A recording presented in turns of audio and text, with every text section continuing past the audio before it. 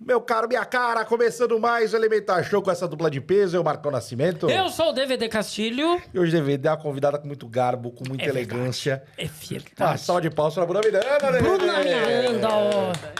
Olha, vou te falar o seguinte. Talvez as pessoas não conheçam quem seja a Bruna Miranda, mas é uma das histórias mais incríveis que já passaram por aqui, Marcão. Foi uma das primeiras frases pra explicar quem é a pessoa. Que eu falei, cara, não precisa nem continuar. Falei, não, chama. Só chama, não precisa nem continuar. Não é? Por favor, DVD. Bruna Miranda tem uma história incrível e a gente vai saber um pouco mais sobre essa história. A Bruna é ex-freira e hoje taróloga. Olha só, olha, não é? Isso é maravilhoso. Não é? Isso é maravilhoso. Quando eu descobri a Bruna, eu vi ali na nossa amiga Carla Albuquerque, falei, meu Deus do céu, eu falei pro Marcão, chama a Mai e pede a Bruna Miranda. Ele falou assim, mas quem é? Ele falou assim, era freira, virou tarólogo. Eu falei, pode deixar, me dá 2 minutos. Agenda pra semana que vem, pelo amor de Deus, não é? Que legal, obrigada. Não é? Bruna, Mandar beijo pra Mai de novo, né? Valeu, Mai. Pra Mai e pra Carla, que desenrolaram aí pra gente, tô grato. Não é? Então, vou começar já perguntando o seguinte, como é que você foi parar lá no Investigação Criminal Podcast, o programa de entrevista da Carla? É porque eu conto a minha história, só que eu faço algumas denúncias de abusos que aconteceu dentro do convento, Isso né? é o que pega, Marcão. Isso. Não é só a história de ter sido freira, mas coisas que aconteceram lá dentro. Então, eu fiz várias lives e aí, acho que eu cheguei assim. Elas me convidaram e foi muito legal. E sabe que a Bruna, ela conta coisas terríveis com esse arzinho doce, sorrisinho no rosto. Você fala, menina, isso é assustador, para, tira esse sorriso. Não é. Mas conta assim, tudo não é. Sim, mas sabe por quê? Eu já me refleti sobre isso, né? Mas é porque eu tô feliz que eu não tô mais naquela realidade. Sim. Então, é uma libertação pra mim. E a primeira vez que eu tive a oportunidade de falar, eu tava muito feliz por poder falar. Então, toda vez que eu falo, é como se eu libertasse algo dentro de mim. Então, é uma libertação mesmo. E as pessoas ouvirem, apesar de, né, ser muito julgada, porque não da Carla, mas em outros podcasts que eu fui, né, retaliação. Mas, enfim, mas é uma libertação poder falar e contar essa história, porque quando eu saí, eu jurei que eu nunca ia falar nada. Eu saí de lá prometendo que não ia falar nada sobre isso. Essas freiras devem estar felizes da vida hoje, não é? Acho que não. Não. Elas nunca se pronunciaram, né? Nunca houve nenhum tipo de pronunciamento, sempre silêncio. Sim. Mas é a realidade, né? Não é só a minha história, de muitas que estavam lá, de muitas, mas é difícil falar. Às vezes, algumas vêm falar comigo como que é difícil colocar isso pra fora. Porque é uma dor, né? É que eu tô tentando ressignificar essa história. Sim. Né? Então, Sim. por isso que eu falo sorrindo. E eu acho que é da minha natureza também, então já fica mais fácil. A gente vai se aprofundar aí no tema, vamos fazer... A gente tem muita curiosidade, tem muita coisa para perguntar, mas vamos, então, fazer uma apresentação sua. Obrigada. Quem é a Bruna? Da onde você é? Há quanto tempo que você está fora do convento? Quanto tempo você ficou lá? Fala tudo isso assim, uma sinopse sua, para depois a gente aprofundar. Tá bom. Então, meu nome é Bruna Miranda e eu fiquei no convento durante 9 anos, do período de 2004 até 2012. Hoje eu sou educadora social, trabalho com crianças, sou taróloga, vivi um processo de transformação da espiritualidade, né? Porque eu vim do catolicismo tradicional, estudei tudo isso, vivi tudo isso e vivi uma experiência na minha vida que transformou a minha forma de ver a espiritualidade. Então, hoje eu me considero uma pessoa de espiritualidade livre e estou aqui nos podcasts, na rede social, tentando falar com as pessoas e comunicar um pouquinho da minha história, da transformação que eu vivi, porque eu vivi uma transformação na minha vida. Existem 2 Brunas e teve como é que eu posso dizer? Essas 2 Brunas, elas precisaram passar por processos. Então, essa nova Bruna que tem hoje aqui, eu quero comunicar ela para as pessoas, porque eu acho que, às vezes, muitas pessoas podem estar vivendo o que eu vivi. Então, é isso. Bruna, a primeira surpresa que eu tenho aqui é o seguinte, primeiro, eu vi que você ficou quase 10 anos no convento, mas eu não sabia que já fazia mais de 10 anos que você saiu. Sim. Mas para mim poder contar essa história e entender que eu vivi um abuso lá dentro, foram 10 anos. Para mim entender que o que eu havia vivido era um abuso, porque até então eu acreditava que fazia parte do sistema, né? O sistema, ele é assim, e ele faz você acreditar que aquilo ali é natural, acontecer daquela forma, ser daquela forma. Por isso que as pessoas me julgam, falam, você não tinha vocação, você não, achou que estava entrando num parquinho de diversão. Não é isso. Mas existe um limite entre você ter uma vida com disciplina, com regras e com austeridade, e um limite entre você abusar das pessoas, você usar do seu poder, da sua autoridade para humilhar o outro, para diminuir o outro, para escravizar o outro. Então, mas para mim entender isso, foram muitos anos. Pós-saída, saí achando que eu era fraca. Quem sai da vida religiosa ou da vida sacerdotal, muitas vezes se sente fraco, se sente infiel, incapaz. Só que muitas vezes não é a pessoa, é o condicionamento da vida, as circunstâncias que faz com que isso aconteça. Então, por exemplo, hoje, atualmente mesmo, falar até de uma polêmica, o padre Fábio de Mello, ele está falando que ele está com depressão, né? E muitas pessoas estão julgando ele. Mas a depressão dele, com certeza, por exemplo, vem de todo esse sistema que ele carrega, né? Da história dele. Ele também foi um padre religioso, assim como eu, ele era de uma congregação. E aí ele teve que sair dessa congregação, hoje ele é um padre diocesano. Então, as pessoas, elas não entendem como que é essa vivência da vida religiosa, que é totalmente diferente de uma vida aqui fora. Você faz muitas renúncias, só que você é um ser humano. Então, como encontrar o equilíbrio entre essas renúncias e muitas vezes até necessidades vitais, né? Coisas que você precisa para a vida e que ali é como se fosse errado, coisas simples, por exemplo, o lazer. Que nem ele disse mesmo, ele falou, às vezes parece que é pecado um padre passear, parece que é pecado um padre dançar, um padre cantar, porque a sociedade, né, a igreja construiu essa visão. Então, são muitas coisas. E para mim quebrar esses padrões foram anos. Para mim, usando um esmalte vermelho, para mim tirar a sobrancelha, fazer uma maquiagem, foram anos. Demorei muito, não sabia nem como me vestir quando saí, porque eu usava hábito. Então... porque é aquele negócio, não é só uma ruptura. Você tem um período de ruptura, mas você carrega algo com você que você tem que aprender a dominar aquilo que é a culpa cristã. Sim, não é? E é muito grande esse sentimento de culpa, de você sentir diferente, de você olhar as coisas diferente, mas o sistema está falando, as coisas são assim, a salvação é por esse caminho, a santidade é por esse caminho. E você se sente inadequado, então automaticamente o sentimento de culpa e a infelicidade. Porque não tem como você ser feliz se sentindo culpado de estar fazendo algo errado. Então, hoje, encontrando essa liberdade, que eu gosto muito de falar, eu tenho até uma tatuagem que eu fiz, eu sou uma longa história, com uma gaiola de portinha aberta, um passarinho voando, porque a palavra liberdade é a palavra mais importante da minha vida. Porque eu sei o preço da liberdade, eu sei o que é você viver condicionada. E condicionada, você entrou porque você quis. Sim, foi porque eu quis, mas eu tinha um ideal de vida, né? Eu tinha um pensamento, eu tinha uma crença. E na verdade... Isso era uma ilusão, era um castelo de ilusão que eu tive que descobrir a duras penas. É isso. Cara, que massa. E assim, o que te levou inicialmente a entrar? Porque já é algo incomum. Sim. Eu estudei em colégio de freira. Mas a gente nunca perguntou pra você, como que você entrou aí, né? Sim. Que momento que você... Como é que você chega ali? Enfim, qual foi esse processo? Porque tem um lance também que você mesmo citou, que você ouve muito. Você não tinha vocação. Sim. Isso daí também tem muito a ver com vocação, Sim. não é? Receber o chamado. Isso. Que dentro da igreja tem propagandas vocacionais, isso é muito comum. Então, se você está vivendo dentro da igreja, por exemplo, eu era de uma cidade do interior. Meu pai tocava na igreja, então eu cresci na igreja. A cultura no interior, para quem vem do interior, é muito a igreja. A católica, hoje não tanto, mas na minha época, que eu era criança, o catolicismo predominava, né? Então, a vida de fé é a cultura. Então, ali você já vai sendo ensinado que você tem uma vocação. Vai colocando vocação, um chamado, e você vai ter que dar uma resposta. Ou você vai se casar, ou você vai ser freira, ou vai ser um solteiro que vai dedicar a vida à obra de caridade. Então, quando você está mergulhado, inserido ali na igreja, essa palavra é uma palavra que faz parte do vocabulário da igreja, para todo cristão. Né? Porque, às vezes, você assimila a vocação a padre e freira. Não, o matrimônio também é uma vocação dentro da igreja, né? Então, você faz essa escolha. E aí, a vida, ela vai apresentando pessoas. Por exemplo, você estudou num colégio de freira, mas você não sentiu nenhum tipo... Mesmo sendo freira, o ramo feminino, mas, com certeza, tinha a divulgação de padres, por exemplo, né? Eu não sei qual era a ordem. Você sabe qual era a ordem? De Nossa Senhora...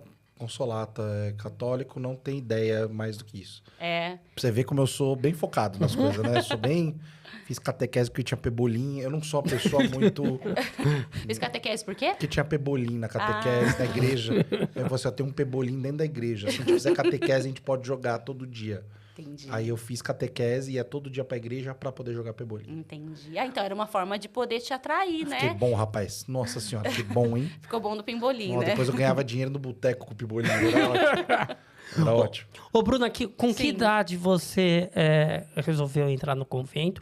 E quando você era criança, a tua família meio que te criou para isso? Não, minha família não. Quando eu era criança, nem tinha contato com freira, nunca tinha visto freira. Meu pai tocava na igreja, mas ele tocava. Minha família sempre foi muito tranquila. Assim, sempre eu gostei de dançar, de cantar, nunca tive nenhum tipo de proibição. Mas com 15 anos, eu conheci a Renovação Carismática Católica, que é um movimento dentro da igreja que é conhecido como RCC, que tem grupos de orações, é parecido com as igrejas evangélicas. Muito parecido com a igreja pentecostal, não é? Isso, igualzinho, né? Só que faz parte da igreja católica. E quando eu entrei nesses grupos de oração, eles eram muito radicais na forma de viver a espiritualidade. Então, tudo era Deus. Deus, da hora que você acorda até a hora que você dorme, você tem que fazer tudo para Deus. Só que era de uma forma, assim, desequilibrada, porque você anula a sua humanidade. Mas, na época, eu não entendia. Eu tinha 15 anos quando eu, de fato, fui participar ativamente, fazer retiros. Então, ali, eu comecei a mergulhar. Eu queria estudar, eu assistia Canção Nova, tinha TV Canção Nova, eu ficava assistindo os programas. E a minha vida passou a ser aquilo. Eu lembro que eu estava tirando nota ruim na escola, a professora de matemática me chamou, aí ela falou, Bruna, suas notas pioraram, porque eu só fiquei... Quando eu comecei a fazer encontro vocacional, eu... meio que larguei os estudos, porque eu pensava, vou ser freira mesmo, para que vai servir para mim a matemática? Aí minha professora me chamou, ela falou assim, o que está acontecendo? Eu falei, eu vou ser freira, eu não preciso de matemática. Ela falou assim para mim, Bruna, primeiro a obrigação, depois a devoção. Eu me lembro muito bem que ela falou isso. Eu lembro que eu fiquei muito brava, porque eu falei, Deus em primeiro lugar. Aí ela quis dizer para mim que Deus estaria feliz comigo se eu estivesse cumprindo aquilo que era a minha primeira obrigação. Mas eu não entendia, né? Então, ali, com 15 anos, eu fui mergulhando, eu estudava muito, sempre gostei de espiritualidade. E foi assim. E aí, com 18 anos, com 17 anos, eu fiz encontro vocacional. E quando eu completei 18, eu entrei no convento. Tem uma idade permitida para entrar no... Hoje em dia, eles aceitam acima de 18 anos. Mas antigamente, se aceitava jovem, 12, 13 anos. Com 12, 13 anos isso, já... tinha um seminário menor. Na tua época já... Na minha época, não. Mas teve meninas que entrou menor de idade, com 14, 15. Mas já não era tão comum hoje. Mas antigamente, os conventos recebiam meninas jovens nessas idades e padres também. Existia o seminário menor. Porque ali já ia cultivando desde a tenra idade, né?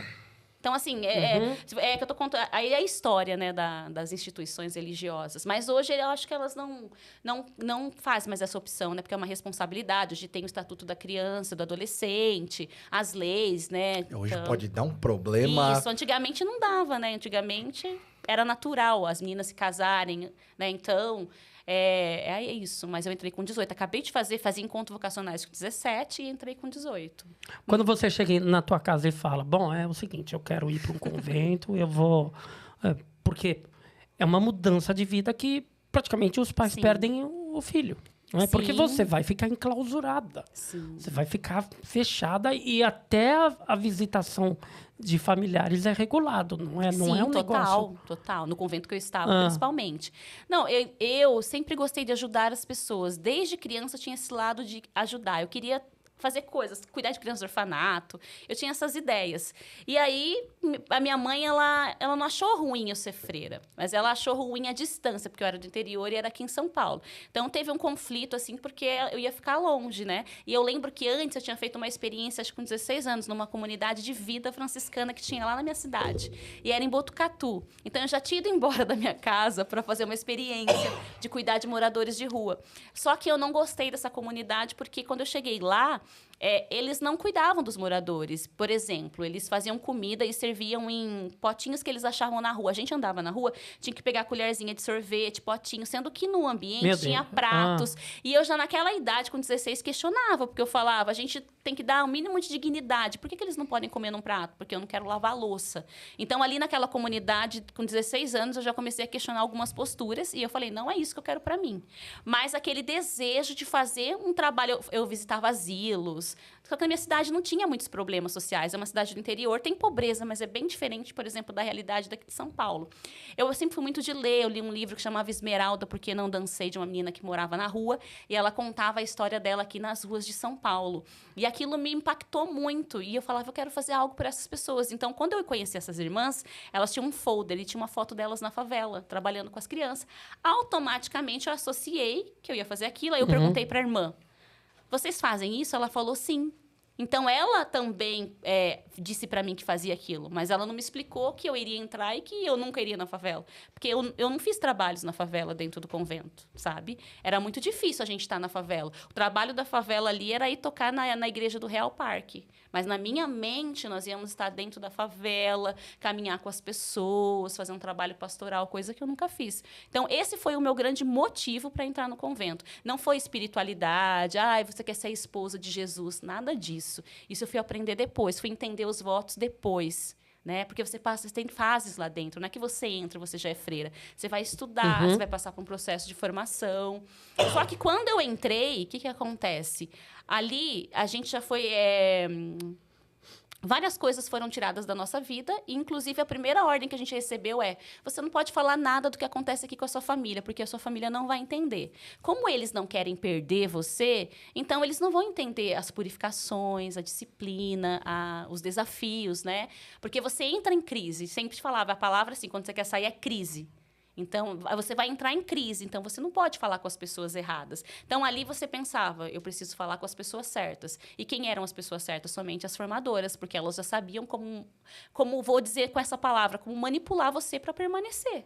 Porque ninguém faz. Só se você fosse uma pessoa assim que elas entendessem ali, essa menina aí vai dar algum problema, ela não está entendendo Se elas já detectassem no período de formação que você tinha alguma coisa ali que não se encaixava, elas mesmas mandavam você embora.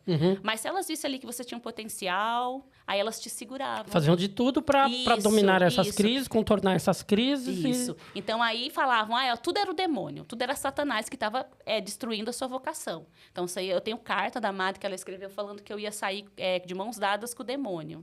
Então, você olhava para o seu futuro aqui fora, você só via destruição, você não via perspectiva. Apesar que, racionalmente, você pode pensar, não, eu vou sair, eu vou estudar, eu vou fazer um monte de coisa. Mas, internamente, porque você estava condicionada àquela voz e à espiritualidade, e você acredita que você tem vocação. Eu acreditava que eu tinha vocação. Se você falar para mim hoje, você acredita que você tinha vocação? Hoje eu não acredito. Né? Hoje eu acho que vocação é uma coisa que vai sendo construída na sua mente. Entendeu? Certo. Então, hoje eu tenho uma visão completamente diferente. Só que escandaliza as pessoas também quando eu falo isso. Porque, ela está falando que Deus não chama. Não estou dizendo que Deus não chama. Só que eu não acredito que Deus, por exemplo... Quando eu tinha 14 anos, eu fiz uma viagem lá do interior aqui para São Paulo, no Mosteiro da Luz, ali do Frei Galvão. E lá tem freiras de clausuras. E eu fiquei horrorizada. Eu tinha 14 anos. Quando eu fiquei sabendo que aquelas freiras ficavam presas. E mesmo eu sendo freira, eu nunca aceitei a clausura de freiras que ficavam presas. Porque eu falava assim, por que Deus quer prender uma pessoa? Se ele criou os pássaros livres com asa, por que ele vai querer uma pessoa presa dentro de um lugar? Então, a clausura sempre foi uma coisa que eu questionei. E eu ainda era carmelita. Carmelita é freira de clausura. Só que eu estava na vida apostólica. Então, isso eu nunca entendi. Mesmo todo o meu período dentro do convento, nunca entendi e nunca aceitei, sabe? Então... Como é que é? Pode ir. Vai. Cara, eu sou muito curioso sobre como é a rotina do teu dia sendo freira. Sim. O que você faz? Você reza o dia inteiro? Você, tipo, que haja coisa pra rezar? Sim. Como é que é o dia? Tipo, você falou que tem uma formação inicial. Sim, quando você entra, você tem deveres, mas você não tem pastoral. Por exemplo, você não tem um trabalho que você é responsável. Então, você está sendo formada. Todos os religiosos de todas as congregações do mundo deveriam, não é que fazem, mas tem um livro que chama Liturgia das Horas. E ali tem várias horas que você vai fazer as orações específicas daquele livro. E isso é mundialmente na Igreja Católica, o mesmo livro para todos. Não significa que todas as congregações rezam. Então, tem oração da manhã, que é a Laudes, depois tem oração das 9 horas, tem meio-dia, 3 horas, 6 horas e completas. Então, olha só, vários horários do dia para você fazer essas orações. E cada congregação também coloca outras orações. Por exemplo, nós tínhamos leitura espiritual, um horário das 2 às 3 para fazer leitura espiritual. Tínhamos adoração perpétua. Então, na congregação que eu estava, e quando é de vida contemplativa, principalmente, tem muitos horários de oração. Quando é o quê? Vida contemplativa, que vida contemplativa é quem vive trancado dentro do convento. Tá. Quem pode sair, freira que pode sair, é vida apostólica. Entendeu? Então, quem vive trancado são freiras de vida contemplativa. Tem um período, assim, do tipo, você entra e durante um certo tempo você não pode ter contato com ninguém, você não pode sair, você tem que... E depois de quanto tempo você começa a ter um pouco mais de liberdade, que você pode, por exemplo, receber visita, isso tudo? Na congregação que eu estava, poderia receber visita uma vez por mês. Mas era tudo ali muito monitorado, muito controlado. Depende da congregação, porque essas normas, elas são... cada congregação tem a sua, não é uma regra geral para todas. Então, cada uma trabalha de uma forma. Vida contemplativa, por exemplo, a pessoa não sai. Você não sairia para me ver. Tem uma grade entre nós e minha família iria me ver pela grade a vida inteira.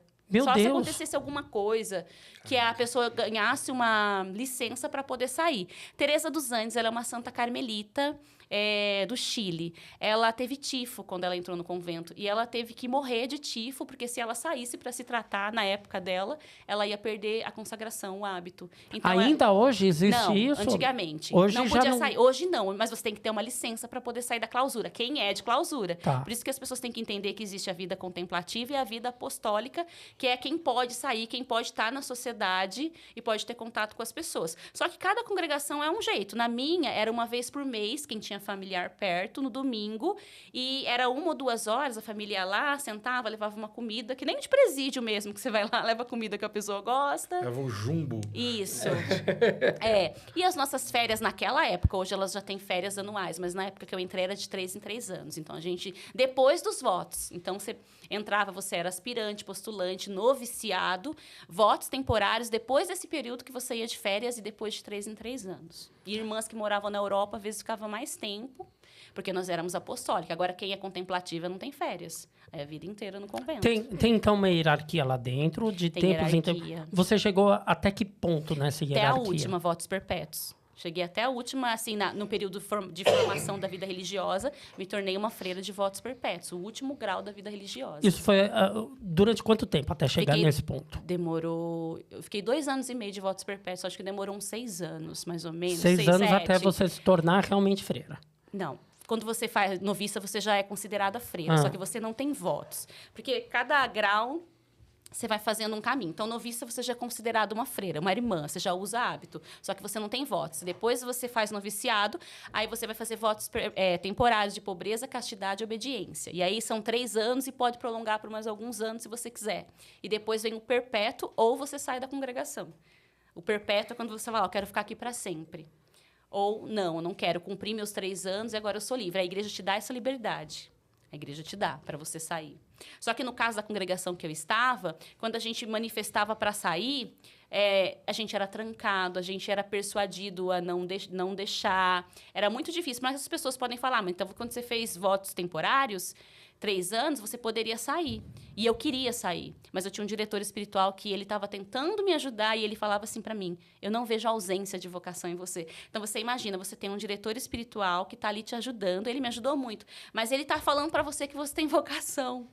E aí, a única ajuda externa que eu tinha de ouvir a minha história era ele. Só que ele dizia, você tem vocação. Então, aí ele falou, eu sugiro que você faça votos perpétuos.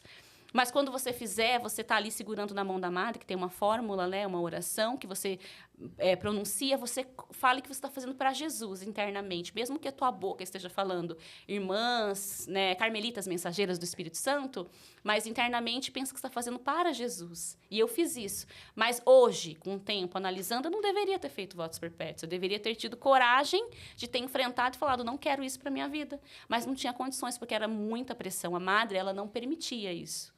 Porque, assim, eu nunca fui uma freira ali dentro do convento que dei problemas. Eu não tinha problemas de relacionamento com irmãs. Eu não brigava, eu fazia o meu trabalho se destacava, dava muito dinheiro, muitas coisas. Só que, internamente, ali, eu não aceitava o sistema, né? A forma como as coisas aconteciam. Então, isso era difícil para mim. Não era nem as dificuldades, assim, tipo alimentação, que eu falo, né? Que a gente comia, por exemplo, coisas que vinham de doação. E as pessoas às vezes falam assim, mas o que tem se você come de doação? Quantas pessoas pobres comem? Sim, mas a nossa madre ali, ela comia do bom e do melhor. Ela tinha alimentação diferenciada. Então, a questão era essa. Ela comia filé mignon, ela tinha damasco na mesa dela. E vocês comiam? Nós não. E ela tinha uma geladeira específica só para ela. Então, quando eu questiono a alimentação, é sobre isso. Se todas as irmãs comessem o mesmo tipo de comida, ok, né? A gente vivia da doação das pessoas. Só que a gente também trabalhava, né? A gente vendia biscoitinho de porta em porta. Todos os dias a gente fazia biscoitinho, pãozinho, salgados. Principalmente no período de formação, que é aspirantado, postulado e noviciado. E a gente saía pelas ruas de São Paulo com uma cestinha super pesada vendendo os biscoitos. Então, a gente trabalhava. A gente não ficava lá dentro estudando o tempo todo. A gente trazia dinheiro para a congregação. E porque a gente não tinha o direito, muitas vezes, de ter um alimento, né? Naquela época, não estou falando hoje. Hoje elas passaram por uma visita canônica, o Vaticano veio, retirou essa madre superiora do cargo. Hoje elas têm uma outra estrutura de vida. Mas na época que eu estava, todas nós passamos por isso, né? Então, precisou uma denúncia para a igreja para que se transformasse. Ô, Bruna, quantas meninas tinham na tua época? E assim, quanto tempo depois que você estava lá que você começou a questionar se você deveria estar lá? Sim. Tinha muitas, a gente era umas 300 na época, eu acho que total da congregação, porque era uma congregação jovem e tinha um ramo masculino. Agora, questionar foram 10 anos depois da minha saída, que eu fui entender que isso era um abuso. Porque eu enxergava isso como uma forma de purificação. Não, mas mesmo estando lá, você falou que com 3 anos você chegou a pensar em sair. Eu pensava, mas não era, por exemplo, por causa da alimentação. Eu não conseguia lá dentro enxergar que a madre tinha... Porque desde que a gente entrou, a gente era ensinada que a madre ela tinha que ser tratada de uma forma especial. Isso foi um ensinamento, porque ela é a superiora, ela é a mãe da congregação. Então, a gente vendo ela comer diferente ali, por mais que a gente sabia que estava errado, mas não batia na mente. Foi depois, quando eu saí. Então, ali dentro... É muito difícil você enxergar quando você está passando por abuso. Foi mais no final da minha vida religiosa, por questões de vida fraterna, de ver, por exemplo, irmãs que abusavam do poder, que eram mentiras que aconteciam ali dentro, o dinheiro, por exemplo, que pegava das pessoas, a diferença do tratamento nas pessoas por questão financeira. Se uma pessoa rica chegava, ela tinha o melhor tratamento, um pobre não tinha. Então, essas questões que foram me... Te incomodando. Isso. Só que ali dentro era o quê? Mas o rico, ele é benfeitor. O rico, ele vai poder te dar dinheiro para a gente poder crescer. Só que eu sempre tive o desejo de ajudar as pessoas necessitadas. E ali dentro eu não estava fazendo isso. Eu estava trabalhando em prol do quê? Do crescimento das irmãs. Somente ali. E o que acontece? Eu fui também... Minha última missão, eu fui morar num orfanato, né? Lá tinha casas-abrigos, mas na época a gente chamava de orfanato. E quando eu fui morar no orfanato, eu tinha uma idealização. Eu achava, por exemplo, que o orfanato era que a gente trabalhava para manter o orfanato. Então, quando a gente vendia biscoitinho, a gente falava, compra biscoitinho para ajudar nossas crianças. Uhum. Quando eu cheguei no orfanato, eu descobri que não era nada disso. Eu descobri que tinha uma construtora que era mantenedora daquele projeto. As irmãs eram como se fossem funcionárias. Então, ali tinha muito mais dinheiro e a congregação não colocava absolutamente nada. Ao contrário, a congregação ganhava para estar ali. Então, aquilo, para mim, eu me senti muito ludibriada, porque eu passei anos vendendo biscoito para as criancinhas. Sim, e estava no final da minha vida religiosa. Então, ali, tipo, eu olhei aquilo e falei, não, fui enganada. E fora outras coisas que aconteceu ali dentro, que eu prefiro não falar. Por quê? Porque muitas crianças, que hoje são jovens, eu não quero que eles saibam. Porque eu não quero machucar eles, né? Quem estava lá. Então, eu não conto muitos fatos que eu vi ali dentro para não ferir esses jovens que, na época, eram crianças e que conviveram com as irmãs e que têm um carinho pelas irmãs. Então, algumas coisas eu não falo. Mas eu fiquei muito decepcionada com esse fator, né? Porque eu vendia para as crianças do orfanato, e não era. Então, eu não entendi. A gente fazia muitas coisas ali por dinheiro e a gente não sabia para onde ir. A gente vendia o biscoitinho, a gente chegava e entregava a bolsinha do dinheiro para a irmã. Era assim. E a superiora comendo filé mignon, Marcão. Isso. E assim, as pessoas vão falar, tem congregação que não é assim. Sim, tem congregação que não é assim, mas tem muitas que são assim. Sim. Não é só a que eu estava, esse abuso de autoridade, essas coisas que eu conto, infelizmente, tem em muitos lugares. Eu esqueci hoje de trazer o livro, mas tem um livro que chama O Véu do Silêncio, que eu sempre apresento, que é um vaticanista, que ele conta várias histórias de abuso da vida religiosa pelo mundo. É um sistema muito mais comum do que se imagina, tá? Então, assim, é difícil falar, é uma ferida, tá colocando o dedo na ferida. Tô falando que esse sistema... Ele é opressor. Por exemplo, você estudou em colégio de freira. Você vê que você fala, não lembro como que elas entraram. Então, como que foi a atitude dela com você? Tocou seu coração? Não tocou? Nada. Talvez... então, você estava ali estudando, que você devia pagar, que é muito... Não, era bolsista. Ah, tá. Mas quem pagava devia pagar muito, muito caro, porque os colégios católicos são muito caros, coisa que eu acho que não deveria ser, né? Então, são as maiores mensalidades que existem no mercado. Mas... fala um nome de alguma que te tocou. Eu só lembro da irmã Penha, porque ela deu aula de sexo pra gente. E deu aula de sexo? Sim. Ela deu aula de sexo. É verdade. Era muito da hora. Irmã Penha. Marcão, sua primeira aula de sexo foi com a irmã Penha. Isso explica tanta coisa, Marcão. Com a irmã Penha. Ela fala assim, isso aqui é um pênis. No slide, não é nem slide, era transparência. Transparência. Sim, no retroprojetor. Mas ela já era muito mais aberta, porque pra ela se colocar pra falar sobre isso... Sim, mas era só ela que era soltinha. Porque, por exemplo, ela era irmã, mas ela não usava hábito. Entendi. Entendeu? Ela já era mais solta, tipo, já andava... Tinha uma mentalidade mais aberta. Mas tem congregações que têm. Por exemplo, as salesianas, elas são muito mais abertas mentalmente. Depois que eu saí, eu trabalhei nas obras sociais dos salesianos. Então, eu tive contato com algumas irmãs salesianas. Então, a forma delas viver e ser é muito diferente da onde eu estava. Até falar, se eu tivesse sido irmã salesiana, talvez eu não teria saído do convento, né? Mas principalmente essas novas comunidades que existem ligadas à renovação carismática, elas têm muito esse perfil que eu estou falando da onde eu estava. Então, assim, existem ordens e ordens. Aí você tem que pesquisar, entender. Mas o fato dessa irmã estar dando aula de sexo já mostra que ela tinha uma cabeça mais evoluída. Porque nós, dentro da nossa vida religiosa, a gente fazia voto de castidade, mas a gente não tinha nenhuma formação sobre isso.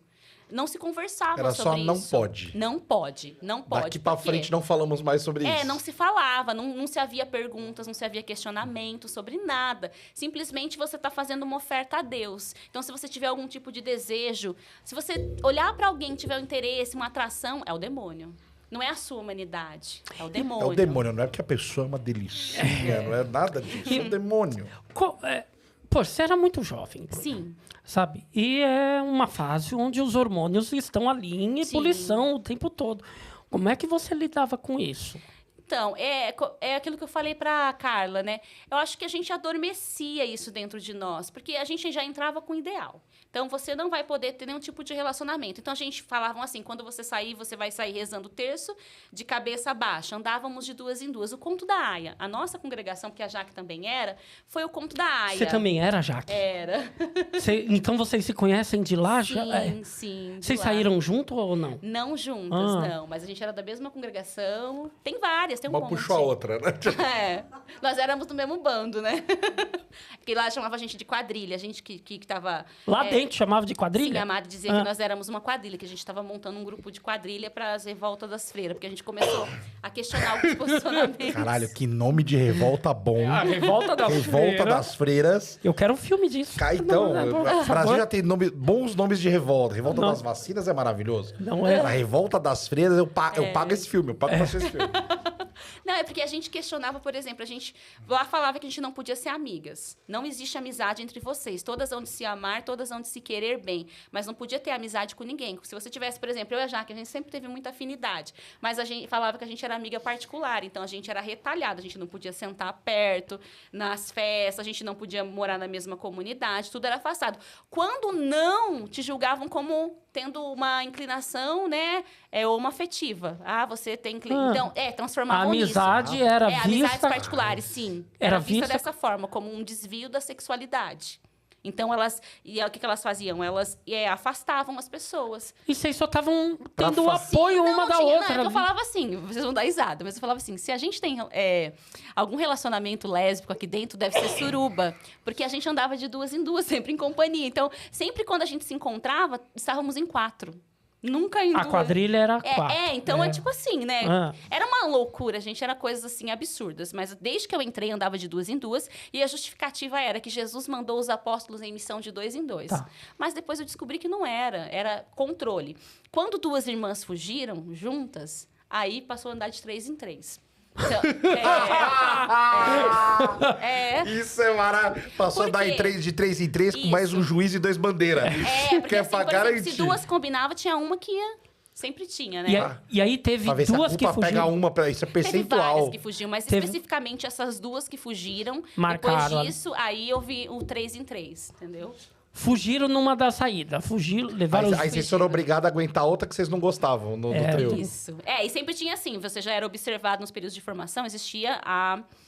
Eles eram observáveis, tinha as que eram puxa-saco, as fofoqueiras. Pra você crescer, você tem que ser puxa-saco e fofoqueira. Ah, X9. Oi, esse sistema. filme tá ficando interessante. X9 na Tem minha que ter. quebrada, o bagulho sistema, é louco, hein? É um sistema, entendeu? Sistema Então, assim, foda aí pra colocava isso, tudo. Por exemplo, a gente tinha que tomar banho de balde. Pra gente não tomar banho de chuveiro, porque ela não ia poder vigiar, ela colocava uma fita preta lá onde coloca lá o controle. Aí, se você puxasse, ela ia saber aquelas fitas aqui. Então, tudo era controlado. O seu sabonete que você tomava banho, você tinha que assinar no caderninho, papel higiênico. Cada um tinha o seu. No banheiro tinha lá... A gente usava 10 pessoas no mesmo banheiro, tinha 10 rolinhas de papel higiênico, com o nome de cada freira.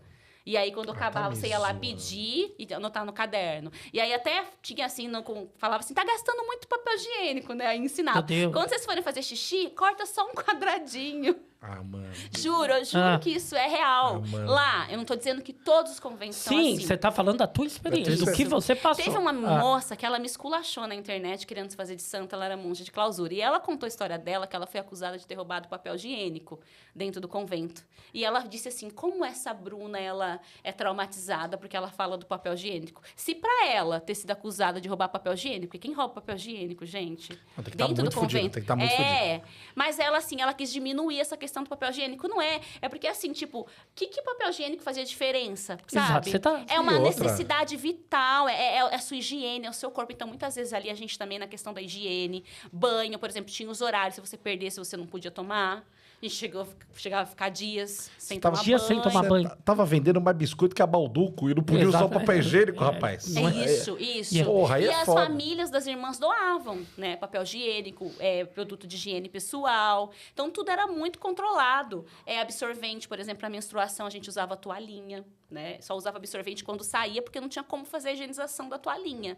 Mas ali no dia a dia... Não que eu acho que isso é ruim, porque tem mulheres que fazem essa opção, por exemplo, por conta da natureza, porque o absorvente vai poluir. Isso é uma questão de ideologia, mas ali a nossa vida era tão corrida e a gente, às vezes, tinha toda essa dificuldade. E não era informado isso pra gente antes da gente entrar. Isso era informado quando a gente entrava, e aí a gente ganhava uma bacinha. Ainda quando eu li o livro A Bailarina de Auschwitz, que ela conta que ela chegou no campo de concentração, e ela ganhou um copo, uma bacia, a gente também ganhou, né? A gente ganhava uma bacia e um copo. O copo a gente escovava nosso dente, e tinha que usar só um copo. Já era orientado. Você vai escovar o dente com um copinho de água. E uma bacinha para você lavar suas peças íntimas. Então, quando eu li aquilo no livro da Bailarina de Auschwitz, falei, meu Deus, a diferença é que ela fazia tudo na mesma bacia, né? Ela usava para defecar, usava para comer, enfim. Oh, meu Deus. Mas, assim, me deu gatilhos. Sim. Ou quando assisti o Conto da Aia, porque é muito parecido. Só que aí você vai se acostumando. No começo, assim, é muito difícil. Depois você vai se adaptando. Porque, é porque Jesus mandava andar de 2 em 2. Como que você vai questionar Jesus? Uma das Até coisas... porque já o padre Marcelo Rossi já cantava isso. Que a gente ia indo de 2 em 2. Né? Os animaizinhos subiam de 2 em entendeu? 2. Uma das coisas que você falou que eu gravei assim, você falou, eu ali era uma das que menos dava trabalho, tá? É um ambiente, você tá falando aí, com 300 meninas, 300 mulheres. O pau quebrava de vez em quando? Não, tinha... não. Tinha. Porque... Não, quando eu falo menos trabalho, é porque assim, por exemplo, a gente tem a vida fraterna. Algumas pessoas têm mais dificuldade, têm um temperamento mais forte. Eu nunca tive um temperamento... Hoje eu falo, hoje eu não tenho medo. Na época, não, eu chorava. Então, os meus sofrimentos, se alguém fizesse alguma coisa pra mim, eu não ia na minha formadora reclamar, fofocar. Eu guardava pra mim, eu chorava. Mas tinha isso. Tinha fofoca, tinha reclamação, tinha... Tive freira que bateu na cara da outra, tinha então, história. É que eu não participava dessas coisas porque não era da minha índole, mas Tá, tinha. mas... Ainda gosta. A tua quadrilha Nós não- era do bem. A tua quadrilha nunca- era nunca legal. de Mas agressão, tinha as não. quadrilhas da pesada. Algumas irmãs que eram mais, assim... como é que eu posso dizer? Tinha um temperamento mais difícil de lidar. Então, aí existia... Aí, você que tinha que... Você não podia brigar ali, você não podia levantar a voz. Isso não existia, de gritar. Quando isso acontecia, porque estava no extremo. Mas isso era muito raro. Mas teve freira que bateu na outra, que agrediu.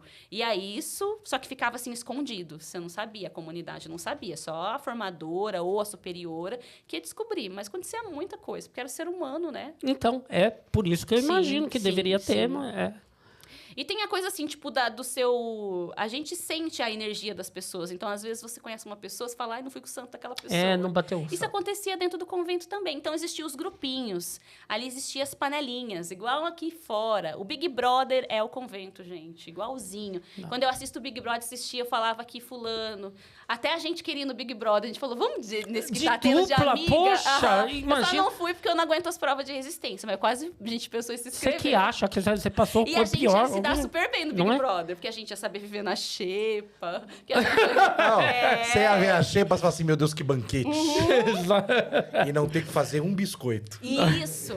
Não, é sério. Porque assim, mas quando eu falo do Big Brother, por quê? Porque ali tem um paredão, né? Então, é um tentando, ao mesmo tempo que você é amigo da pessoa, ao mesmo tempo você se torna um inimigo por uma questão, assim, muito pequena ali dentro da vida religiosa também. Por quê? Porque, por exemplo, essa semana mesmo eu falava com a minha mãe, não sei o que, do trabalho e tal. Eu falei, mas o trabalho, eu tenho um problema no trabalho, mas eu volto pra minha casa. Aí eu esfrio minha cabeça, vou assistir um filme, vou comer alguma coisa que eu gosto. Na vida religiosa, não. É ali todo momento. É a tua casa, aquelas pessoas estão ali com você todo o tempo. E, às vezes, você vai ter que aguentar pessoas que são insuportáveis, temperamentos muito difíceis de lidar, pessoas narcisistas. Uhum. Então, assim, é muito complexo. Mas quando eu falo que eu não dava trabalho, é por essa questão. Por eu, assim, não discuti, nunca briguei, nunca discuti com uma irmã lá dentro. Discuti depois que saí, né? Uhum. Que aí, quando eu tomei consciência aí... Mas também não de gritar, não é o meu perfil. Então, não tinha isso, mas acontecia. O que vocês faziam lá para...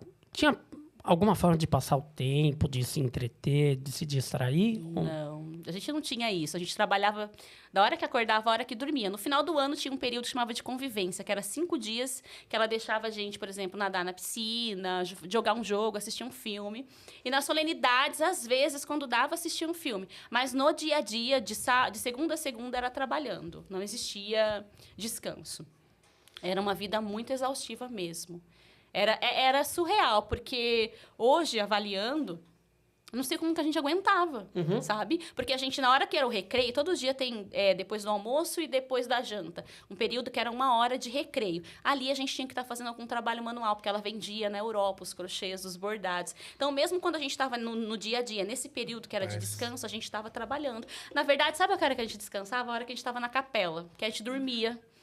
A gente dormia na capela, a maioria das freiras. Aí abaixava, assim, a gente ficava assim, aí abaixava a cabeça. Aí quando você levantava, tava aquela marca aqui na sua testa. Não tinha como entrar nada de fora, assim, tipo... Eu tinha um amigo que ele ia fazer prova. Ele ia fazer prova na escola, às vezes queria cochilar, ele fazia assim, né? Aí na hora que a professora acordava dele, ele fazia assim, amém. Excelente. Amém, entendeu? Todo mundo achava que tava rezando. Não tinha como entrar nada de fora numa visita, assim, tipo... Não. Aquele negócio, irmã Lúcia tá com um dominó lá na capela, vamos lá. Não, baralho, tio, não é? Não, baralho, nunca vi baralho lá. Nunca, não. Mas tem congregações que tem irmãs que jogam, entendeu? Lá, não. E não tinha como entrar pessoas, porque tinha uma portaria. Então, na portaria, era uma irmã que controlava quem entrava e quem saía. A função dela era controlar, não deixar ninguém sair de dentro, sem autorização, e não deixar ninguém entrar. Então, era muito controlado. E até as visitas de família, era esquema prisão mesmo? Tinha revista, tinha... Não, revista não. Então, podia levar um dominó pra irmã Lúcia. Rapaz, peraí, quantos lugares desses ainda existem em São Paulo hoje?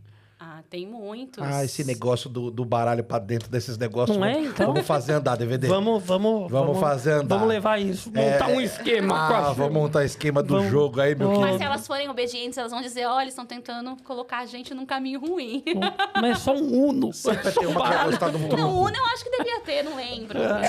Mas baralho mesmo eu nunca vi. Mas eu fazia uma coisa escondida. Opa, isso eu tinha uma lanterninha que à noite eu tinha insônia. E aí eu não podia ler. Eu colocava assim debaixo da coberta e ficava lendo o livro com a lanterna. Aí sorte que a irmã do meu quarto era minha amiga, ela não contava. Mas isso era uma coisa errada que eu fazia. Nossa, mas até o errado dela, até a inflação dela é um... Eu esperava tanta coisa. Eu também, não é? Até a inflação pesada dela é um Eu fazia negócio coisada, eu leve. pensando assim, puta, eu roubava alguém lá dentro. Não, isso Roubei o rolo da irmã.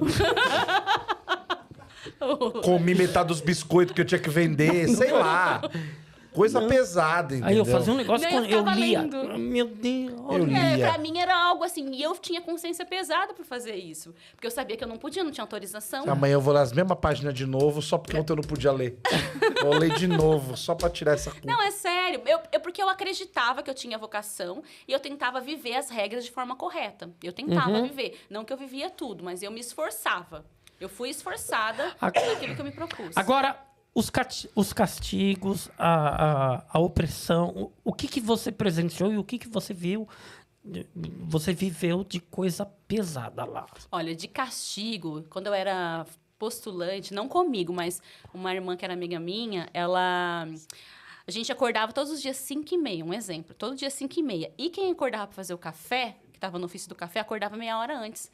E teve um dia que a gente ia acordar às 6h30. Então, a irmã Juliana, que é minha amiga, que ela até saiu hoje, ela escreveu lá no bilhetinho da irmã, a irmã tinha colocado 5h30, só que como a gente ia acordar às 6h30, ela viu que a irmã não sabia, ela escreveu lá para acordar às 6 horas, a irmã. Ela recebeu uma penitência de acordar durante uma semana, 1 hora antes de todo mundo, simplesmente porque ela foi lá e colocou no papelzinho que era para a irmã acordar às 6 horas e passou por cima da superiora.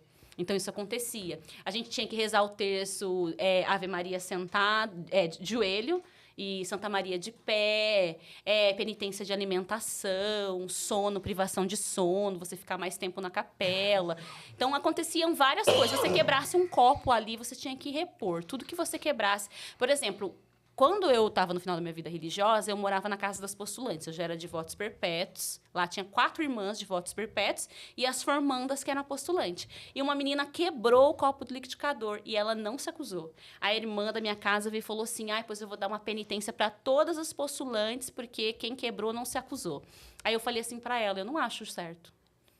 Eu falei, porque quem não fez tem que pagar. Uhum. E aí era esses embates que eu tinha, entendeu? Da minha Você postura. questionava. Isso, eu era questionadora. Então eu falei, eu não concordo com todo mundo levar a penitência por causa de uma pessoa só. Então isso acontecia, se a pessoa não se acusasse, a comunidade inteira levava a penitência, ficava sem fazer recreio, tinha que ficar em silêncio trabalhando. Eram inúmeras penitências que se tinham. Então, assim, qualquer coisa que você fazia, nada era seu, você não tinha nada, absolutamente nada. Quebrar um copo, às vezes, uma coisa tão comum, e você tinha que repor. Castigo físico não tinha. Algumas pessoas apanharam. Eu não apanhei, mas algumas pessoas apanharam. Apanharam das superioras? Das superioras, porque quando elas, por exemplo, queriam ir embora, falava que estava com demônio, batia. Opa. É um jeito A Jaque bom, né? apanhou de terço, né? Porque a apanhou formadora de dela terço, acordou já. ela batendo de terço. Aí... É um jeito bom, assim, DVD, você tá com o demônio, dou um murro na sua boca, Não é? saiu, bacana, vamos lá, segue o jogo. mas existia muita agressão nesse sentido. Sempre justificando que tava batendo no Satanás, entendeu? Então... Vou te cobrir de porrada amanhã, DVD do céu. Não, porque... Nossa senhora, olha, o capeta vai encostar em você amanhã, querido. Nossa, eu vou te cobrir de porrada. Não. Meu Deus do céu, enquanto eu não te quebrar 3 costelas, eu não paro. O demônio resistente, você vai ver, ele não vai sair de jeito nenhum. Mas eu vou gritar, eu vou socolha. Você vê o que eu passo? Eu te entendo. Coisa boa. A minha clausura é um pouco... e Marcão, era isso, se você gritasse, o demônio estava resistindo. Existia isso. É isso? Então, eu vou te cobrir muito de porrada, mas olha... Que bom saber, viu? Bom saber. Mas é aquele negócio. Talvez a tortura maior fosse a psicológica. Sim, era uma tortura psicológica. Só que a gente, como eu disse, nós não tínhamos consciência dessa tortura. Então, a gente se sentia culpado por não conseguir viver bem com aquilo. Por a gente se sentir triste com aquilo. Então, eu não sou santa. A minha alma eu não aceito. Eu não sou humilde, eu sou orgulhosa porque eu estou questionando isso aqui. Então, era condicionado.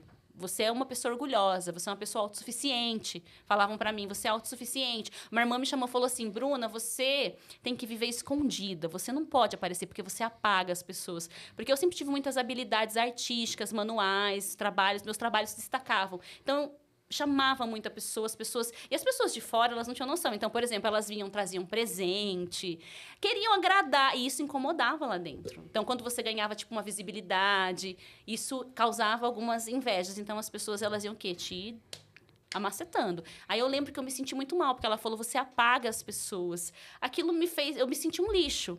Eu sou artista, eu odiava a palavra artista. Eu falava assim, por que eu tenho esses dons? Por que Deus me deu? Eu não queria aceitar os talentos que eu tinha, porque tudo isso me fazia sofrer ali dentro. Eu era tida amada ao mesmo tempo, por exemplo, que ela falava, você tem muito talento. Ela deixava fazer os trabalhos, ao mesmo tempo tinha irmãs lá dentro que não aceitavam. Por que acontece? Tem a hierarquia. Um exemplo, eu escrevi um livro lá, uma história, chamava Turma do Muro, Amigos do Rei Jesus. Essa história se tornou livro, se tornou DVD, se tornou CDs de música. E eu não saí como autora do meu livro, eu saí como coautora. Quem saiu como autora do livro foi uma irmã de votos perpétuos. Nossa. E ela não escreveu uma vírgula da história. Ela não escreveu absolutamente nada, mas ela saiu como coautora porque eu era abaixo da hierarquia. Então, como que uma pessoa abaixo da hierarquia podia ter determinadas funções? Não podia. E eu tinha. Então, isso daí causava algumas situações com algumas pessoas que não tinham trabalhado dentro de si a sua própria história, que é o que acontece no mundo, nas empresas. Isso foi o que aconteceu comigo lá dentro. A grande causa da minha saída foram essas questões com algumas irmãs que tinham poder e que não aceitavam quem eu era. E aí eu fui perdendo a minha identidade, entendeu? Fui perdendo, eu não sabia mais quem eu era. Eu não sabia mais quem era a Bruna. E até a minha saída. E quando saí, ainda tive que me curar de muitas coisas. Eu tinha medo de trabalhar, por exemplo, em comunidade, com pessoas. No meu trabalho, quando eu tive que trabalhar com uma parceira na escola, lá que a gente estava dando aula, eu fiquei com medo, tinha pavor. E ela foi maravilhosa comigo. Eu falo a Dani, né? Eu sempre falo dela. Ela me curou. E ela ainda era da Umbanda. Olha só, a gente tem preconceito de religião, né?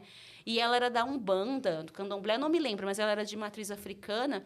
E ela foi um instrumento de cura na minha vida, de trabalhar em equipe, coisa que eu não vivi lá dentro do convento. Porque todas as equipes que eu trabalhei, sempre tinha alguém ali que sempre estava tentando me derrubar. Então, era isso. E eu não sabia lidar com isso, eu não tinha psicológico. Hoje, não. Hoje, eu sei que o meu trabalho é bom. Hoje, eu sei que o que eu faço tem qualidade. Então, se alguém vem questionar meu trabalho, eu vou me defender. Lá, na época, não. Então, se a pessoa falava, isso é ruim, tá bom, é ruim. Eu era assim. Tá bom, mesmo que dentro de mim eu achasse que não. Aí eu chorava, ficava triste e fui entrando numa depressão mesmo, tive síndrome do pânico. Só que eu gostava muito de ler. Então, como eu lia, por exemplo, eu falei no podcast que livros foram proibidos, Augusto Cury, tinha um livro do padre Fábio de Mello, Quem Me Roubou de Mim. Era tudo relacionado à psicologia que trabalhava autoconhecimento. Isso era proibido lá dentro, mas eu consegui, de alguma forma, acessar esses conteúdos. Então, isso foi me abrindo a mente, sabe? Eu fui entendendo um pouco essa dimensão psicológica e foi aí que eu fui conseguindo encontrar, de alguma forma, um equilíbrio. Mas foi muito complicado. Essa sua saída foi quanto tempo para negociar essa saída? 3 anos. Negociando com a galera que... Sim, 3 anos que eu queria sair, manifestando que queria sair, mas sendo convencida a permanecer. Sendo convencida. Ela me mandou para casa de psicóloga 2 vezes. Uma vez eu fiquei 1 mês na casa da psicóloga. Psicóloga da própria igreja. Isso, era irmã de uma irmã. Aí a gente ficava lá em Passa Quatro, Minas Gerais, na casa dela, isolada. E as pessoas... Ela tinha uma mãe idosa. E era uma cidade pequena. Todo mundo achava que a gente estava lá porque a irmã estava na Europa, uma das filhas dessa senhora. Então, a madre tinha mandado a gente para cuidar da senhorinha, e não era. A gente estava lá na casa da psicóloga. Só que era uma psicóloga totalmente antiética, totalmente. Fiquei 2 vezes com ela. Ela queria me dar remédio, queria me dopar na última vez que eu fiquei. Falou que eu estava surtada. Falou assim para mim, se você ficar, você surta. Se você sair, você surta. Ela não me deu nenhuma possibilidade. Eu lembro que a madre gritava no telefone com ela e falava assim, fala pra Bruna que eu vou queimar todos os trabalhos dela se ela sair. Eu vou fazer uma fogueira, eu vou jogar todos os fantoches, os CDs, os DVDs, os livros. Porque a madre, ela achava que ela tava, tipo assim, que ela era boa comigo porque eu podia fazer os trabalhos. Mas eu só podia fazer porque vendia e dava dinheiro. Não era porque era a Bruna, é porque aquilo dava grana. Você fazer na época, a parte da catequese na igreja é muito fraca, da parte de ensinamento para as crianças. No entanto, que você só lembra da professora do sexo, né? E era fraca por causa do Pebolim, né? O Pebolim eu joguei. Não, olha só, o Pimbolim. Fiquei muito forte. Você vê o que ele lembra da igreja católica? Pimbolim. Do jogo e do sexo. Olha, não foi... Mas não foi assim. Aprendi mal. Não foi. Entendeu? Entendeu? O que tem que aprender dessa vida, DVD? Então, O que te leva dessa vida, DVD? sabe, foi onde você tomou os primeiros... Foi Cara, vindo... não comecei... Não, o vinho eu tomei... Puta merda, esse bagulho... Acho que não dá mais cancelamento essa altura do campeonato, não, né? Eu espero que não, Marco. A mãe da minha professora de catequese foi no velório da minha avó, Desculpa, tá, dona Néia? Desculpa, mas a gente tomou vinho escondido já do padre. Então, olha aí. E comemos hóstia, porque a gente achou no pacote de hóstia fechado. Só que não tá benzido ainda, não tem problema. Botou uma Só salsinha. que eu só descobri depois. Isso, deu uma temperada. A gente abriu o pacote e aí você vai pra essa casqueta de sorvete. Cara, mas amassamos um pacote igual salgadinho. aí o padre falou assim, não, porque é pecado, né? Comer à toa, né? Comer, consagrar, né? Sumiu um pacote, não sei o quê. E a gente fingiu que não era com nós. Mas me senti culpado, assim... É lógico. Você só comeu farinha e água. Horrivelmente. Fiquei muito culpado. Aí, depois de muito tempo, ele falou assim, não consagrou não é porra nenhuma. Eu falei, se eu soubesse, tinha pego 2. 2 pacotes? Você entendeu? 2 pacotes. Não é. Que delícia, viu? Foi um dia bom. O vinho era bem ruim. O vinho era de baixa qualidade. Bruna, aí você sai. Como é que se dá essa saída? A freira fala, bom, não te aguento mais, também tá dando muito problema. Tá aqui a porta, vai embora. Sabe? Pega e devolve esses biscoitos. Solta o biscoito, Solta larga. o biscoito. E esse rolo de papel higiênico você não leva daqui. Não é?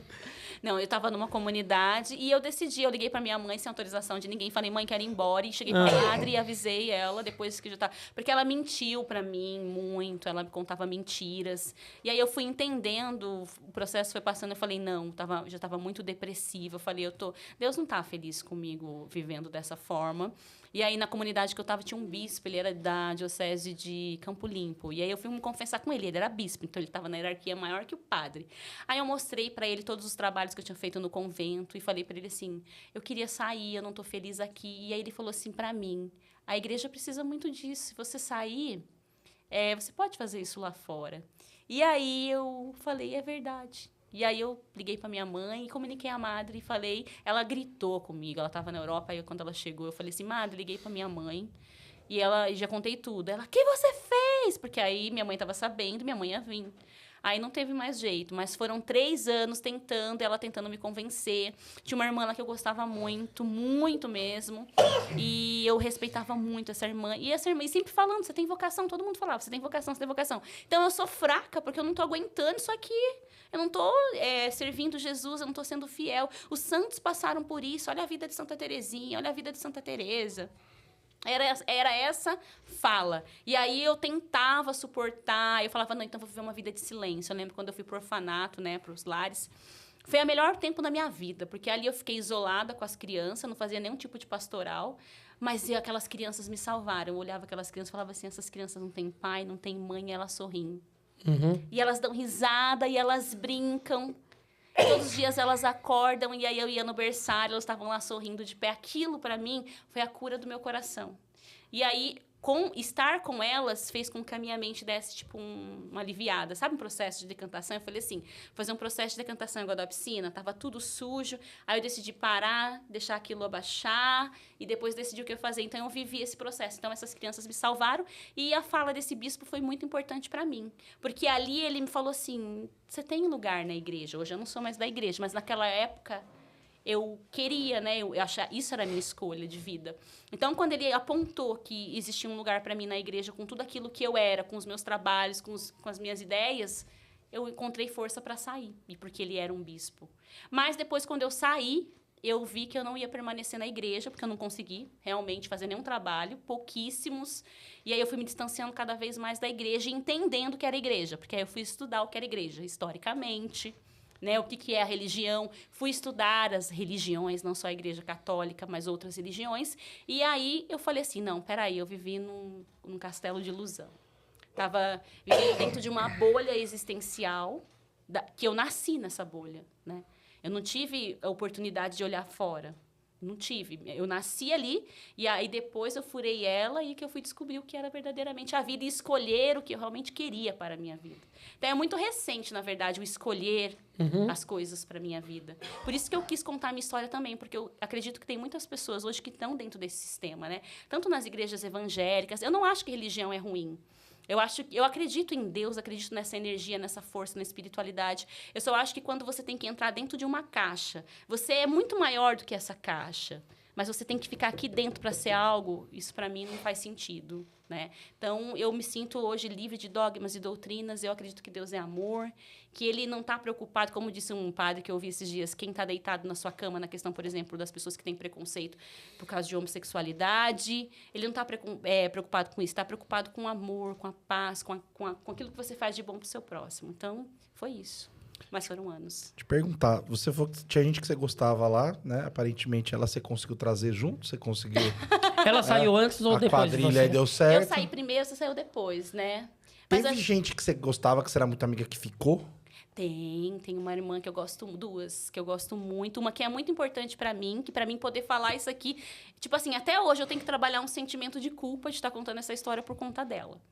Mas eu preciso contar. Porque você acha que você pode magoar ela das coisas que você tá falando? Eu acho que eu posso magoá-la, mas eu acredito que ela também me entenda. Porque ela entrou com 14 anos de idade, ela é subjugada, mas ao mesmo tempo ela acreditava nisso e fazia com que a gente aceitava. É muito complexo, porque ela é uma pessoa boa, só que ela também contribuiu com tudo isso, porque ela falava, faz silêncio, o silêncio de Maria, o silêncio dos santos, porque ela acredita nisso. Ela é uma pessoa numa estrutura ruim. Isso, uma pessoa boa numa estrutura ruim. Mas ali ela era um oásis, porque, tipo assim, quando a gente estava triste, chorava, ela vinha. Ela quebrava todos os padrões. Mesmo com toda essa regra, ela era uma pessoa que quebrava todos os padrões. Então, por exemplo, quando ela chegava no convento, todo mundo sabia que ela tinha chegado, que ela tocava 3 vezes a campainha, pra ela já dar o sinal. E a gente já ficava, né? Aí a gente já descia, todo mundo queria vir pra falar oi pra ela. Quando a gente estava triste, chorando, ela acolhia a gente. E como ela tinha um cargo de superiora, né? Então, ela podia nos ouvir. Ainda se permitia, mas ela era...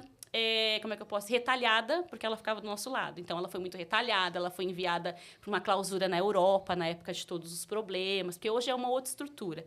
Então, ela é uma pessoa muito abnegada. Então, é uma dor que eu sinto por ela e para uma outra irmã também, que era muito minha amiga, mas, infelizmente, ela escolheu estar lá. Ela escolheu aquilo. Uhum. Então, ela ficou contra mim, né? Contra nós. Ela escolheu, mas eu ainda amo muito ela. Muito. Ela é muito importante pra mim, de verdade. Mas eu entendo a posição dela. Da tua turma, tirando a Jaque, mais alguém saiu? Não, a Jaque não era da minha turma, tem várias. A Jaque entrou, ela ficou mais tempo que eu, a Jaque. Ela ficou 11 anos. Muitas, depois que a gente... Foram muitas que saíram, porque o Vaticano fez uma intervenção canônica dentro da congregação. E aí saiu Isso, e aí muitas saíram, muitas mesmo. Muitas. E a congregação ainda, ela é famosa. Ela tem um frei muito famoso. Okay. Muito conhecido, que faz lives, tipo, abre terço de madrugada, 600 mil pessoas. Tá, já sei que. Ok. É a congregação dele. Gente, olha só. Pergunta a você, que tem vergonha. Quando você sai... Você tem vergonha? Quando você sai, Bruno, assim... Você ficou bastante tempo no convento. Você saiu ainda uma moça... Você ainda é uma moça jovem, sabe? Não sou, não. Eu tenho quase 40. Não, você é jovem. Sim, mas e qualquer pessoa perto do DVD fica jovem, automaticamente. Também tem. Mas você é muito mais jovem que a gente. Sabe? Quando você sai, você ficou muito tempo privada de muitas coisas. Sim. E você perdeu um tempo precioso da tua vida de descobertas. Sim. Quando você sai querendo descobrir tudo isso, como é... E você, quando foi descobrindo tudo isso... Eu tô falando de quê? Eu tô falando de bebidas, de namoro, de baladas, de música, de filmes, de... Droga não, Marcão, pelo amor de Deus. Tudo tá no meio disso. Pô, mas que seminário você estudou? Meu Deus do céu. Não, tem que ter uma intervenção do Vaticano, não é seminário dele. Eu jogava peboli, bater na cinza do cigarro aqui no canto, pô. Pô, tem que ter... Bater na cinza atrás do goleiro. Não, eu tô... Pelo amor de Deus. Que isso? Quando eu tomava uma cachaça que eu apoiava aqui na lateral. Não, temos que denunciar a irmã Madalena pro Vaticano. Saudade desse pebolinho.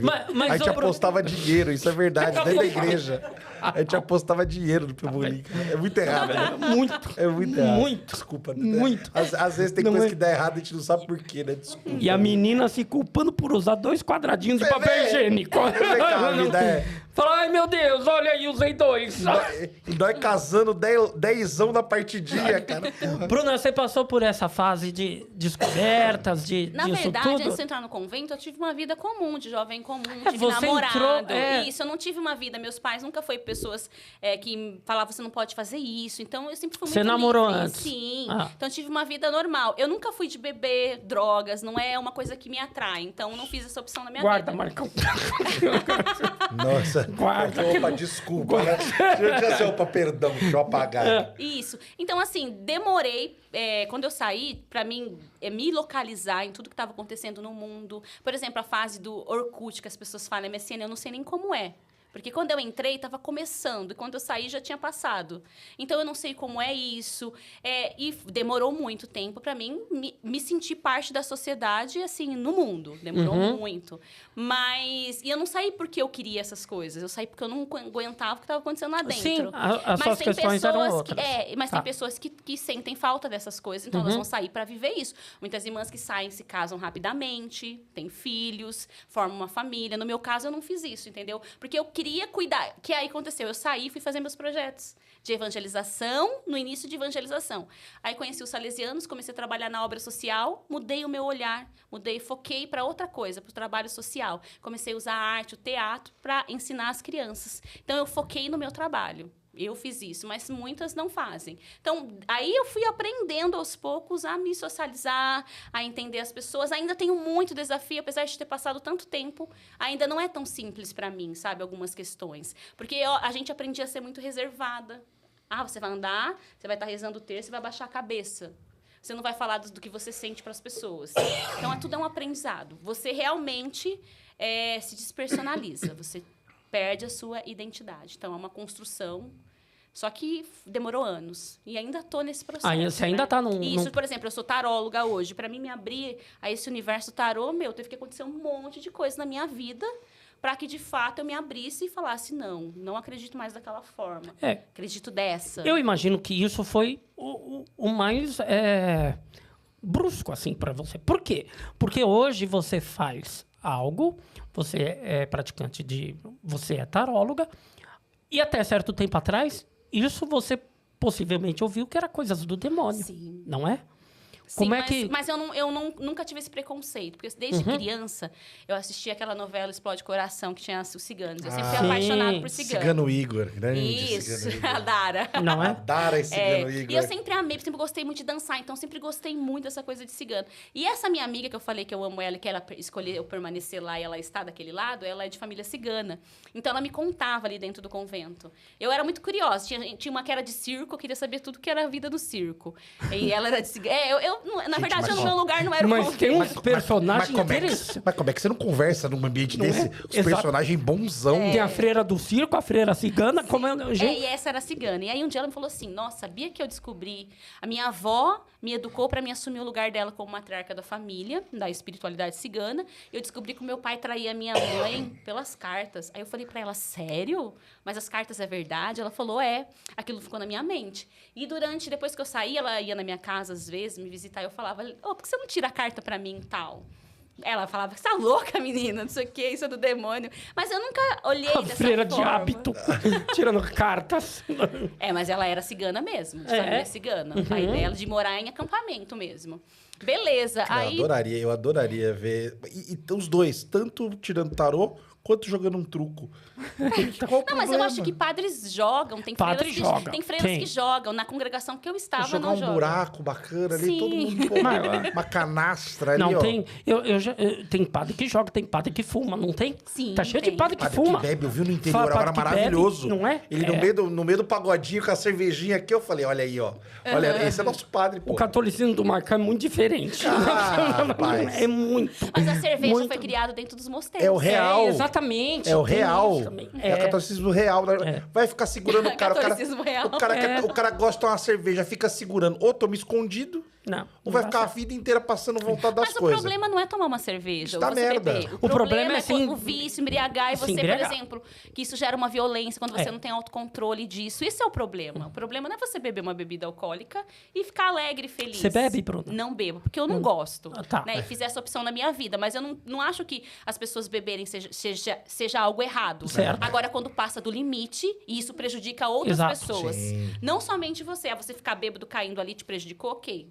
Agora, quando você se torna agressivo com outra pessoa, você faz sua família sofrer, você pega esse dinheiro dessa bebida e você tira da sua família. Isso eu acho errado, entendeu? Agora, a pessoa beber, se divertir, aí é problema dela, Legal. A ressaca é dela. Aí ninguém vê o padre tomando todo dia, né? Faz 3 missas no dia, é vinho nas 3. Aí, Não, mas tem padres que bebem. aí você acha que ele só molha o bico, aí você vê ele dá uma goladona, o dia tá difícil. Tá aqui, ó. O normal é só aqui. O dia tá difícil, você já pega aqui. Opa, já. Viva Dá São Rafael. aquela golada aqui, já vira assim, ó. Completa pra mim, por favor. Completa, legal aqui, né? Ô, Bruna, como é que você se tornou taróloga? Então. Aí foram vários processos. Eu tinha essa irmã, que foi a primeira coisa que aí ela me falou, que era verdade. Então, é verdade. De alguma forma, tem alguma coisa aí. E aí, eu conheci uma pessoa que falou pra mim de cartas e falou, olha, apareceu isso na carta. E eu fiquei curiosa. E um dia eu tava indo pra praia, do nada, assim, apareceu lá no meu... Tava trânsito na volta. E apareceu assim no YouTube, leitura de tarô pro signo de leão. Aí eu falei assim, o que é isso? Eu falei, quer saber? Eu vou ouvir, porque eu não tinha nada pra fazer. Aí coloquei. E quando eu ouvi, aquela leitura era a minha vida. Tanto passado, presente, como futuro. E a pessoa falou assim, aconteceu isso tal dia, tal mês, tá acontecendo isso agora e vai acontecer isso lá até o dia tal. Aí eu falei, vamos ver se isso é verdade. No rádio tava a madre, assim, falando. Não. E aí aconteceu. Aí eu falei, e eu achei interessante aquelas cartas. E eu comecei a escutar essas leituras pelo YouTube. E eu achei muito interessante, porque eu tinha um preconceito. Eu achava que a pessoa falava assim, isso aqui é sua vida, você vai morrer, você vai arrumar um emprego. Não é nada disso. Existe uma construção completamente errada. E aí, de repente, eu ouvi uma voz assim, compra um tarô. Era 26 de dezembro. Aí eu falei, vou comprar. Aí corri atrás de um tarô, pesquisei. Aí comecei a estudar o tarô e eu amei. Eu falei, gente, isso aqui é interessantíssimo. Como instrumento de autoconhecimento. E foi assim que o tarô entrou na minha vida. E aí eu comecei a estudar, só que parecia que eu já entendia tudo. E comecei a atender as pessoas. E aí não foi. Só que eu tive uma experiência com a morte do meu pai. Meu pai, ele teve câncer, ele teve 5 anos de uma enfermidade. E depois, no último ano, ele descobriu um câncer no estômago que foi muito agressivo, não tinha o que fazer. E ele não conseguia comer, ele sofreu muito. E esse período, para mim, foi o pior período da minha vida. Porque você vê uma pessoa que você ama, sem poder se alimentar. E só que quando minha mãe falou assim, Bruna, seu pai tá com câncer, e o médico falou que não tem o que fazer, é só tratamento paliativo, então eu já tô pagando o plano funerário. Minha mãe fez isso comigo. Ela falou, escondido do seu pai. Até esse dia ela falou, seu pai nunca descobriu que eu paguei. Mas ela começou a pagar quando ela descobriu o câncer do meu pai. Porque o médico falou, não tem o que fazer. Beleza. E eu falei, não aceito. Então, quando eu imaginava meu pai morto, eu passava mal, porque eu tenho um problema no coração. E eu não aceitava isso. E no dia que meu pai morreu, eu tive uma experiência com ele. E foi uma experiência espiritual. Ele veio falar comigo, eu não consegui dormir, eu senti minha alma saindo de dentro de mim, enfim, resumindo. E aí a minha irmã ligou e falou assim pra mim, Bruno, o pai tá no hospital com 35 de saturação. Ali, naquele dia, eu sabia que o meu pai ia morrer. Mas eu falei assim, Deus, eu quero uma prova de que existe algo sobrenatural, além de tudo isso que eu já acredito. Eu quero que o meu pai morra ou às 15 horas ou às 18. Já que ele vai morrer, eu quero o horário. Pra me provar. E aí, meu pai morreu às 18 horas, tá no atestado de óbito dele. 18 horas em ponto. Eu tenho isso fotografado aqui no meu celular, para quem duvida, porque eu não posso manipular a morte. Então, isso mudou a minha mente, porque eu pedi que Deus conversasse comigo de que existia algo totalmente além do que tudo aquilo que...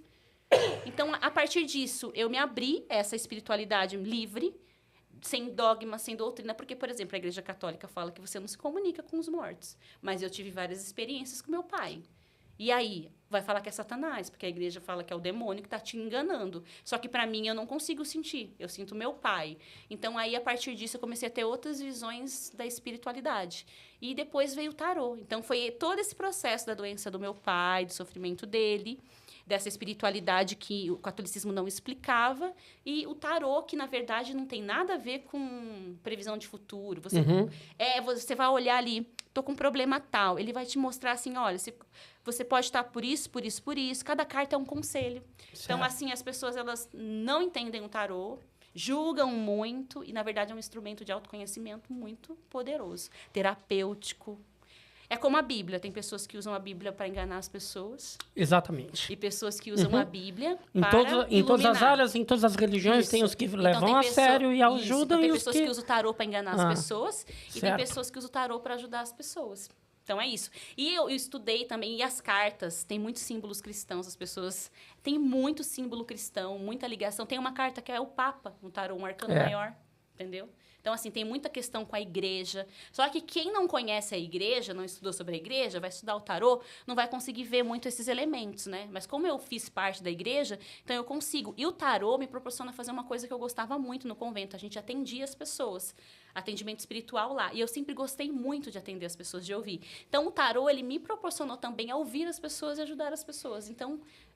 E me transformou. Eu comecei a entender minha vida. Eu olhava ali e falava, olha, torre, eu passei por tantas torres na minha vida, que torre é a ruptura total que não depende de você. Né? Diferente da morte. A morte é um período de transformação. A torre é acontecer, perdi meu emprego. Não depende de mim. O meu chefe resolveu que vai me demitir.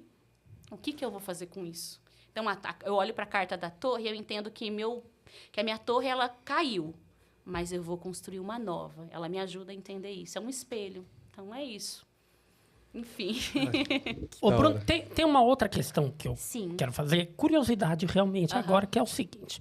Você agora está aparecendo, você está ficando mais exposta, você está falando, você está indo em um monte de lugar. Consequência disso é mais gente te conhecendo, mais gente falando com você. Então, eu quero saber como é que você lida com dois tipos de pessoa. Primeiro, os haters, que você deve ter um monte, Muito. não é? Um monte de gente atacando e... Porque só o fato de estar na internet, você já está... Você bota o seu rosto na internet, já tem gente que vai te atacar. E segundo, tem assédio, tem... porque você é uma moça bonita, você é uma moça jovem com uma história muito interessante que desperta a curiosidade. Sim. E a gente sabe como o homem é, né? Também. Como é que você está lidando com esses dois tipos de pessoas? Com hater é muito difícil, porque são muito agressivos e eles reproduzem muitas falas lá dentro. Então, assim, e são os cristãos, né? Então, eles falam, você não tem vocação, você é do demônio, você é isso. Então, eu já sofri muito, já fiquei doente com isso. Já respondi muitos, agora eu tô aprendendo aprendendo a não responder. Isso, eu lia todos os comentários no início. Nossa. Isso é maravilhoso. A gente já largou mão também. Eu tava ficando doente. Não dá. Tipo assim, era noite sem dormir. Não e fica na mesmo. última live que eu fiz, que foi do achismo, porque quando eu fiz a live do achismo, eu escrevi lá que nunca mais eu ia fazer live. Porque pra mim eu já tinha encerrado. Eu tinha combinado com ele, falei, eu vou cumprir, mas eu não faço mais nenhuma. Aí, gente, aquilo ali foi um inferno na minha vida. Aí eu falei assim, então agora eu vou falar. Aí eu comecei, falei, agora eu vou falar. Mas eu fiquei doente, todas. Agora, essa que eu fiz da Carla, não teve. Aí teve a do Vilela, que foi a pior de todas, porque acho que eles se uniram pra vir. Nossa. Meu celular não parava. Assim, E o público do Vilela já não é mais tão... Já é a galera, já. Não é mais a galera mais compreensiva, digamos assim. E aí né? começou a surgir vídeos no YouTube de um monte de coisa, de mentira. Tipo, descobrimos a história dela. Porque uma irmã do convento mandou um print para uma pessoa falando que o que eu falava era real. Tudo que eu estava falando era real, baseado num sistema antigo. E eu era petista, por isso que eu estava falando. Meu Deus. Ela associou, Meu Deus. Aí, essa pessoa pegou esse print, aí as pessoas estavam discutindo comigo, eu falei, eu vou te mandar um print de uma irmã do convento, que ela fala que o que eu tô falando é verdade. Mandei pra essa pessoa pegou, cortou a parte que interessava a ela, do PT, mandou pra um cara de um canal chamado Verdade Católica, esse cara começou a fazer um monte de vídeo, descobrimos a verdade, e eu respondi ela, tal, mas depois eu falei, não vai adiantar. Outro cara lá, chamado A Tua Linguagem, né? Uns caras bem machistas que fizeram um vídeo falando que eu tava querendo dar. Eu saí do convento porque eu queria dar. E a roupa que eu tava lá no achismo, a unha vermelha, né? Ixi, um monte de coisa. Aí eu fiz um vídeo também pra eles, falei que ia processar. Depois eu falei assim, gente, eu não vou responder essa galera. Então, assim, agora eu estou aprendendo a não me importar. Mas foi muito difícil mesmo. Ainda alguns comentários é difícil, mas eu estou aprendendo a não ligar. Agora, a questão de assédio, eu não sou muito assediada. Muito pouco mesmo. De verdade.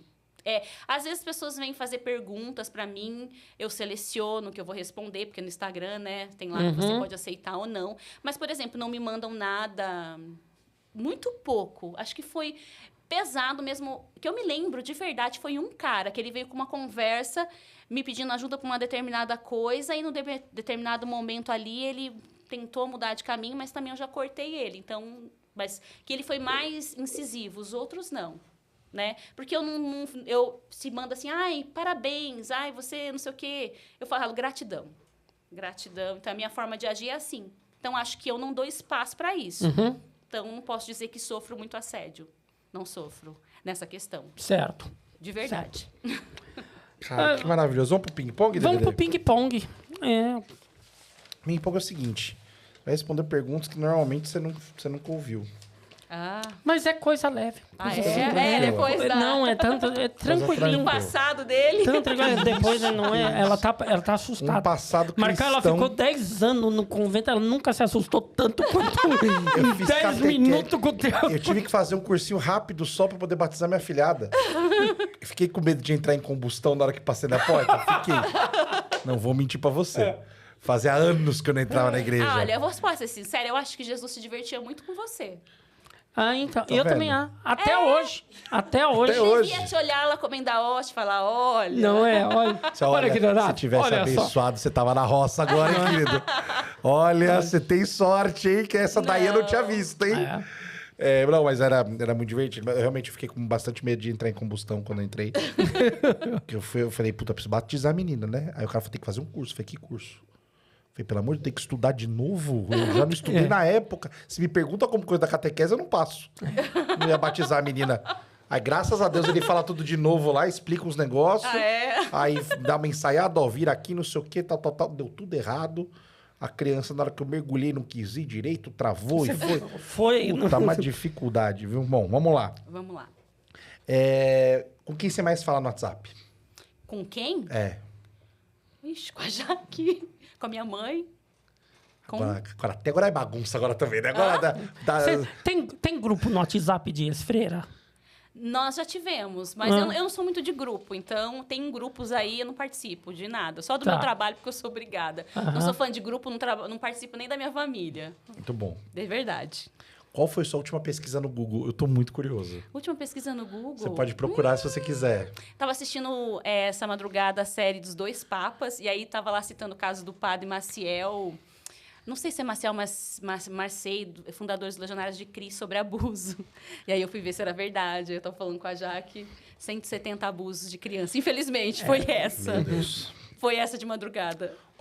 Você vai fazer uma palestra, dar uma aula, não sei. Você tem um camarim para você. Estamos com a verba ilimitada. Você pode fazer um pedido extravagante pro seu camarim. Você pode pedir qualquer coisa. O que você pede?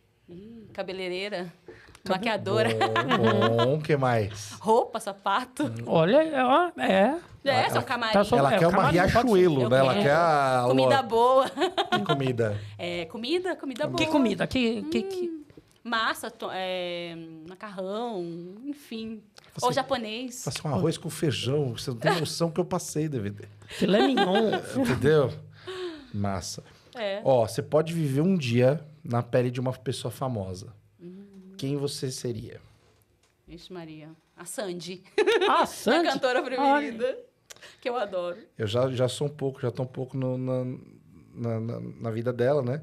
Eu também tenho sonhos de adolescente, mas minhas costas doem. E dói muito. Minha lombar está triste, viu? Quem te interpretaria num filme sobre a sua vida? De atriz? Ih, meu Deus, eu nem conheço muito atriz. DVD que é bom. Vamos ajudar ela. Me ajuda, olha, porque... vamos ajudar ela, olha. Tem que ter uma força dramática, assim. Eu não sei quem, eu não sei. Uma Alessandra Negrini, acho que ficaria bem. Eu tinha pensado, não é? pensado. Alessandra Negrini, não é? Também. Vanessa Giacomo também. Deixa eu imaginar elas de freira. Legal, bacana. Legal. Bacana, pode produzir a Revolta das Freiras, não é? Vamos lá? Caraca, a Revolta das Freiras, eu quero esse filme. Legal, né? Cara, essas aqui são 2 perguntas. A pergunta é que você ficou confinada num convento. Sim. Você iria num reality show de boa? Eu iria, só que eu não... A única coisa que eu tenho medo do reality show é as provas de resistência, porque eu tenho problema no coração. E por causa do meu problema do coração. Então, eu tenho medo de ter crise. Se eu fico nervosa, por exemplo, meu coração acelera, eu tenho medo de morrer. Se eu não tivesse esse problema, eu iria sem nenhum. Mas morrer ao vivo também ia ser um negócio... Mas eu não quero morrer. Ia ser um estouro de audiência, hein? Entre nós aqui, eu também tenho esse problema, talvez. Não, mas posso falar, se você passar mal numa prova de resistência, quase morre, te socorre, você ganha esse reality fácil. O quê? Eu não quero pagar pra ver, eu não quero morrer. Já pensou aí? Ganha com o sonho no braço. Aí a freira que quase morreu... Não vai sofrer do meu dinheiro, eu morro e o povo usa meu dinheiro. Não, mas não vai morrer, não. Tem atendimento médico e psicológico o tempo todo no Big Brother pra te socorrer. Nós que gosta de reality show, um reality show só de freira. Só de freira, vamos... Pra ver quem chega primeiro no negócio... Como é que é no último nível de freira que você chegou? Votos perpétuos. Quem chega em votos perpétuos primeiro ganha. Nossa, clausura, não é? Olha, isso é um belíssimo reality show, hein? Consegue 12 freiras pra nós? 12 freiras pra nós. Opa! Só pra montar um elenco bom? Pensou? Não, eu quero a do circo, eu quero a... Entendeu? Não, mas do circo tá lá ainda. São bons personagens. Não, mas tem que ser a do circo, tem que ser a cigana. São ótimos personagens. Tem que estar Jaque junto, não é? Tem que estar, ok. A gente quer todo elenco. Ai. Que conselho você daria pra você mesma na adolescência? Na adolescência... Escute as pessoas adultas que te dão conselhos e que muitas vezes vão falar coisas que você não quer ouvir, mas que você, nesse momento, não tem sabedoria para compreender. Então, te falaram antes de ir pro convênio? Não vai. Falaram. Não vai. Sim, quando a minha professora disse, primeiro a obrigação, depois a devoção, ela estava tentando me colocar... Sim, situando. Tinha um professor de biologia que ele falava, Bruna, os padres falavam assim, não é isso... Ele até zoava, ele falava assim, cuidado, hein, pra... Como é que ele falava? Pro padre não colocar uma banana e você medir com uma melancia. Ele falava isso pra mim. Você gosta muito de ler, né? Você falou... Sim. Você gosta de ler sobre casos de igreja, assim, sobre... Não, depois que eu saí do convento... Porque no convento a gente só lia livros de santos de espiritualidade. Agora, casos, assim, de igreja, não. Eu me afastei muito da igreja, então... Não, mas fofoca de igreja é bom. Tem uns livros bons. Quando eu sei algum, por exemplo, Viver desse Padre Abusador. Por exemplo, tô assistindo o filme Dois Papas. Só que eu não vou fazer minha opinião a partir do filme. Então, eu fui pesquisar aquilo que estava acontecendo ali, a base do filme, o que tinha de realidade, o que tinha de ficção. Então, sempre quando tem alguma questão, eu sempre vou pesquisar. Tem esse filme Conclave novo aí, que também eu tô doido pra assistir. Nossa. Então, eu gosto muito que eu falo do filme Dois Papas, eu estou assistindo. Porque um filme longo pra cacete, você não assiste uma sentada, né? Não dá. Não, o bagulho parece uma série, você tem que assistir aos poucos. Mas é muito interessante. Não, ele é cheio de ficção, mas tem muita coisa ali que é uma realidade... que eu acredito em muita coisa ali. Olha, tem um livro chamado... Até falei com o Marcão esses dias desse livro, chamado Nos Armários do Vaticano. Sim, eu não li, mas eu conheço sobre ele. Esse livro é maravilhoso, assim. Nossa, pra você denúncia. que gosta de fofoca de igreja, olha, eu recomendo. Nos Armários do Vaticano, nossa. E descreve lá uns cardeal, uns bispos, assim. Sim, e é a realidade da igreja. Porque são casos reais. Sim. Eles descrevem lá um cardeal, que eu não lembro o nome do cardeal, mas eu fui dar um Google ali, falei, meu Deus do céu, esse cardeal tá na cara com essa... O cardeal anda com... O gaydar grita, né? Não, mas tem umas penugens, uns negócios assim. Sabe? Nossa, o quê? Eu falo, quem é que... Pelo amor de Deus. Que na minha opinião, por exemplo, o problema não é se você é homossexual. Não, mim, nenhum. né? Mas você faz um voto, então você falou, eu vou viver uma vida de castidade. Então, seja fiel ao seu voto. Porque aí, a partir do momento que você tem uma vida dupla, você tá enganando as pessoas. Porque aí você vai condenar aqui fora quem vive, mas você tá vivendo. Então, é uma hipocrisia. Então, eu sou contra a hipocrisia. Exato, a hipocrisia. Né? Esse cardeal desse livro é a Bichamá. Sabe a Bichamá? É o típica... Nossa, maravilhoso esse. Então é bem complexo. E a última pergunta do Ping Pong é entrevista invertida. Faça uma pergunta pra gente. Isso, você vai nos Faça uma entrevistar pergunta pra agora. cada um de nós. Você tá andando tanto em podcast, agora é o seu podcast, não é? Faça uma pergunta. Eu fazer uma pergunta? Pode nos entrevistar. Uma pra cada, inclusive. É uma pros dois? Pode ser, ou uma pra cada um, do jeito que você quiser. O programa Você é já seu teve agora. uma experiência que você sentiu Deus na sua vida? Que tocou teu coração?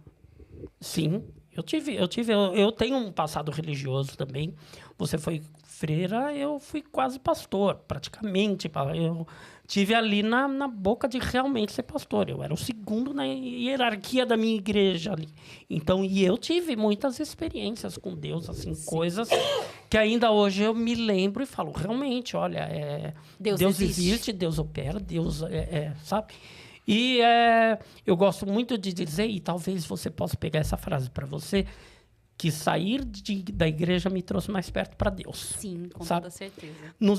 Me aproximou muito de Deus eu ter saído da igreja. Então, eu sinto essa experiência com Deus, eu tenho essa experiência com Deus todos os dias. Antes de dormir, quando eu oro com a minha esposa, eu sinto essa experiência com Deus. Depois que eu saí da igreja Marcão, também... Marcão teve diferente. Não, porque depois que eu saí da igreja, eu parei de jogar, parei de apostar, parei de beber escondido, parei de roubar. Me aproximei de Deus automaticamente. Você está vendo? São experiências diferentes. Percebe? Mas Eu me aproximei no dia seguinte. Exato, não é? Me tiraram o pebolim, minha vida já mudou de um dia pro outro. Foi Não é? impressionante. Você vai na casa do Marcão, ele te serve um prato de hóstia assim, maravilhoso. Fala, bota um alinho frito. É o canapé em casa na base da canapé. hóstia embaixo. Não é? Que absurdo. Ai, meu Deus, olha o raio. Não, eu tenho muito medo. Eu acredito muito, eu falo essas besteiras, mas Não, é sim. que é do meu jeitinho, né? Tem que me entender Não, mas aí. se você também não acredita, também não tem problema nenhum. É só uma curiosidade, porque eu acredito muito em Deus. Tudo que eu fiz na minha vida, apesar de ter sofrido, mas foi pensando no encontro com Ele. Então, eu ainda continuo nessa busca. Continuo não, Ele está, como você disse, eu sinto Ele. Então, uma curiosidade somente. Eu acredito. Tem mais alguma pergunta? Não. Já deu? Já encerrou? Cara, eu Podcast. tenho duas perguntas. Curiosidade, assim, juro. Da fofoca Ah, agora. nossa, ele tá segurando isso desde o começo do programa. Não, são Só duas tava coisas. esperando ter um pouco mais de intimidade. Fala. Exato. Mas assim, ele falou do armário dos padres. Sim. Tinha coisa lá dentro? De Das- freiras, de mulher com mulher. É. Olha, no convento que eu tava não tinha, porque a gente tinha quartos que eram cheios de pessoas. Então, tipo, não tinha espaço para isso acontecer. Não que poderia ter pessoas que tinham tendências, mas espaço para acontecer não existia. Andávamos de 2 em 2, de 3 em 3. Então, não existia espaço. Houve algumas histórias depois, né, que a gente saiu de uma outra irmã, mas eu não estava presente. Mas tem lugares que tem, entendeu? Lá não havia espaço para acontecer. Nem espaço também, nem força de vontade, né, tadinha? Vocês estavam comendo pouco, não tinha nem papel higiênico. Como é que você vai Não ter é tesão em alguém? exatamente. Não tem a Mas menor tem condição. lugares... Ficava 4 por exemplo, dias sem tomar tem banho, uma freira, que ela era freira, hoje ela é trans. No YouTube eu vi um testemunho dela. Ela É fez- mesmo? Queremos ela era no freira. elenco do nosso Isso. reality. Ela é trans, ela fez a transformação, Ok. né? Como é que fala, né? Como é que fala? Transição. Transicionou. Transição. Ela É que não é mais transicionou. transição que fala agora, vão... Não é transicionou, Olha, eu não Marcão? sei como é que fala. É você... Agora é o negócio que você... É reafirmação... É afirmação de gênero. Não nos Ai, cancele sim. que a gente não sabe. Posso estar falando bom, mas é isso. É. Então, ela fez esse processo, ela participa lá num vídeo, eu assisti. Tem outras que contam. Então, isso existe em todo lugar. Seja masculino, feminino. Só que no masculino é muito mais. É muito mais. E aí o negócio do masculino, que é nessa linha também, que é o negócio que sempre me incomodou e acaba... Óbvio, né? O cara ele não é um desgraçado e faz merda porque tem castidade. Mas a castidade talvez reforce que o cara tenha comportamentos em lugares indesejados. Aí, tipo, aparece essas coisas do Vaticano com criança e com não sei o quê, e abuso e tudo mais. É necessária a castidade? O que você acha Você acha que a sobre? castidade pode provocar um Não ato? acho que provoca, porque o cara já tem que ser... Isso, ele tem a tendência. Já tem que ser podre e isso. tudo mais. Mas assim, sei lá, a igreja evangélica, por exemplo, o cara tem família, o cara faz o que ele Então, quiser que e eu tal. falei numa outra live, que o celibato dos padres, a castidade, ela não é uma ordem da Bíblia, não está na Bíblia, ela é uma tradição da igreja. Então, nos primeiros séculos da igreja, os padres se casavam. Pedro, Sim. que é considerado o primeiro papa da igreja católica, ele foi casado. Tá lá, Jesus curou a sogra de Pedro. Então, os padres, eles se casavam. Só que começou a ter problemas em relação, por exemplo, a família queria os bens. Os bens da igreja, isso. O celibato vem por uma questão Isso. de Econômica. dinheiro, de não poder, é? um fator econômico. Só que eles não falam que é isso. O que eles falam? O Cristo era casto, então você vai ser imitador do Cristo. Então, eles tentaram espiritualizar essa escolha, mas, na verdade, é totalmente por fatores econômicos. Então, tem igrejas, por exemplo, a igreja do rito...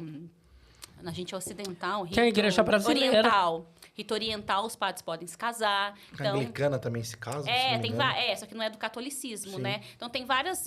você pode ser diácono, na igreja católica tem o diácono permanente, que é quase um padre, ele só não pode celebrar Eucaristia e fazer a confissão. Os outros sacramentos pode. Então, por exemplo, um padre, um diácono, só que para ele ser diácono permanente, a esposa dele tem que permitir. Então, existe isso já na igreja. E existe também uma discussão de padres que querem que padres possam se casar dentro da igreja. Tem uma ala que luta a favor disso, mas aí são vários pontos, né? Então, não é só questão espiritual, é castidade, é pureza. São várias coisas, mas o fator é econômico mesmo. É isso. Se pudesse se casar, talvez seria melhor, porque aí... Por exemplo, um padre que queria ter uma mulher, ele pode ser padre, ter a família dele e exercer. Agora, a questão da pedofilia, né? Aí já é coisa. outra Não, aí é uma coisa. outra questão. E, por exemplo, a gente vê muito, principalmente padre, porque eles acabaram ficando mais famosos, principalmente esses... eu esqueci o nome que você falou, dessa nova geração da igreja que você é, como é que é o nome? Carismática. Renovação carismática. Isso. Principalmente dessa época, teve muito padre virando artista, ficando muito famoso e tal. Sim. E a gente vê quase todos eles entrando em depressões profundas. Sim. Saca? Então, a gente não sabe, né? Se é por causa dessa vida, se falta algo, se tem... Que nem o padre Fábio de Mello, que ele falou agora da depressão, estão associando, porque ele falou que o padre é muito sozinho, então estão falando que ele saiu do armário ou que ele está sentindo falta em relação à castidade. Mas eu não acho... Por todo o histórico que eu conheço do padre Fábio de Mello, por ler os livros dele, tem um livro dele que chama Humano Demais, e por conhecer o histórico dele ali nos bastidores, ele é uma pessoa extremamente, assim, sensível. E ele, por exemplo, ele tinha um apego muito grande com a mãe dele. A mãe dele morreu. Ele teve uma irmã que se suicidou. E ele é um padre que ele ajuda tantas pessoas e ele não conseguiu ajudar a própria irmã. Com um histórico de que você leu o livro dele, Humano Demais, não foi ele que escreveu, foi um biógrafo lá, mas com a autorização dele, pesquisa. Você vê ali que é de uma família, ele veio de uma família totalmente desestruturada. Ele mesmo fala que ele entrou no seminário porque ele viu uma piscina e ele queria nadar naquela piscina. Então, ele não entrou no seminário porque ele sentiu um chamado de Deus. Ele queria nadar na piscina do seminário, só que ele nunca nadou. E aí, ele saiu da congregação dele, ele era religioso, ele era do Sagrado Coração de Jesus. A saída dele foi muito problemática. Ele também sofreu muitas injustiças.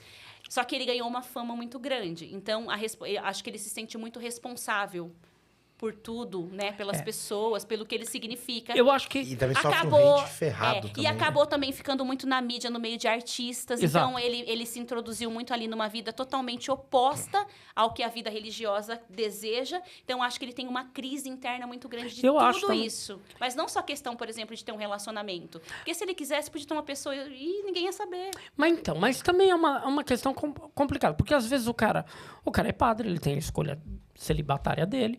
Só que o padre Fábio de Mello, a gente vê que ele é um homem muito assediado. Sim, a gente vê as velhas safadas andando em cima do padre. Querido, solta o Fábio de Mello sozinho numa rua aí. Exatamente. Ele não sai inteiro não, querido. Sabe, você vê as mulheres assistindo a missa. Mas que ele é um padre que, infelizmente, ele provoca isso também.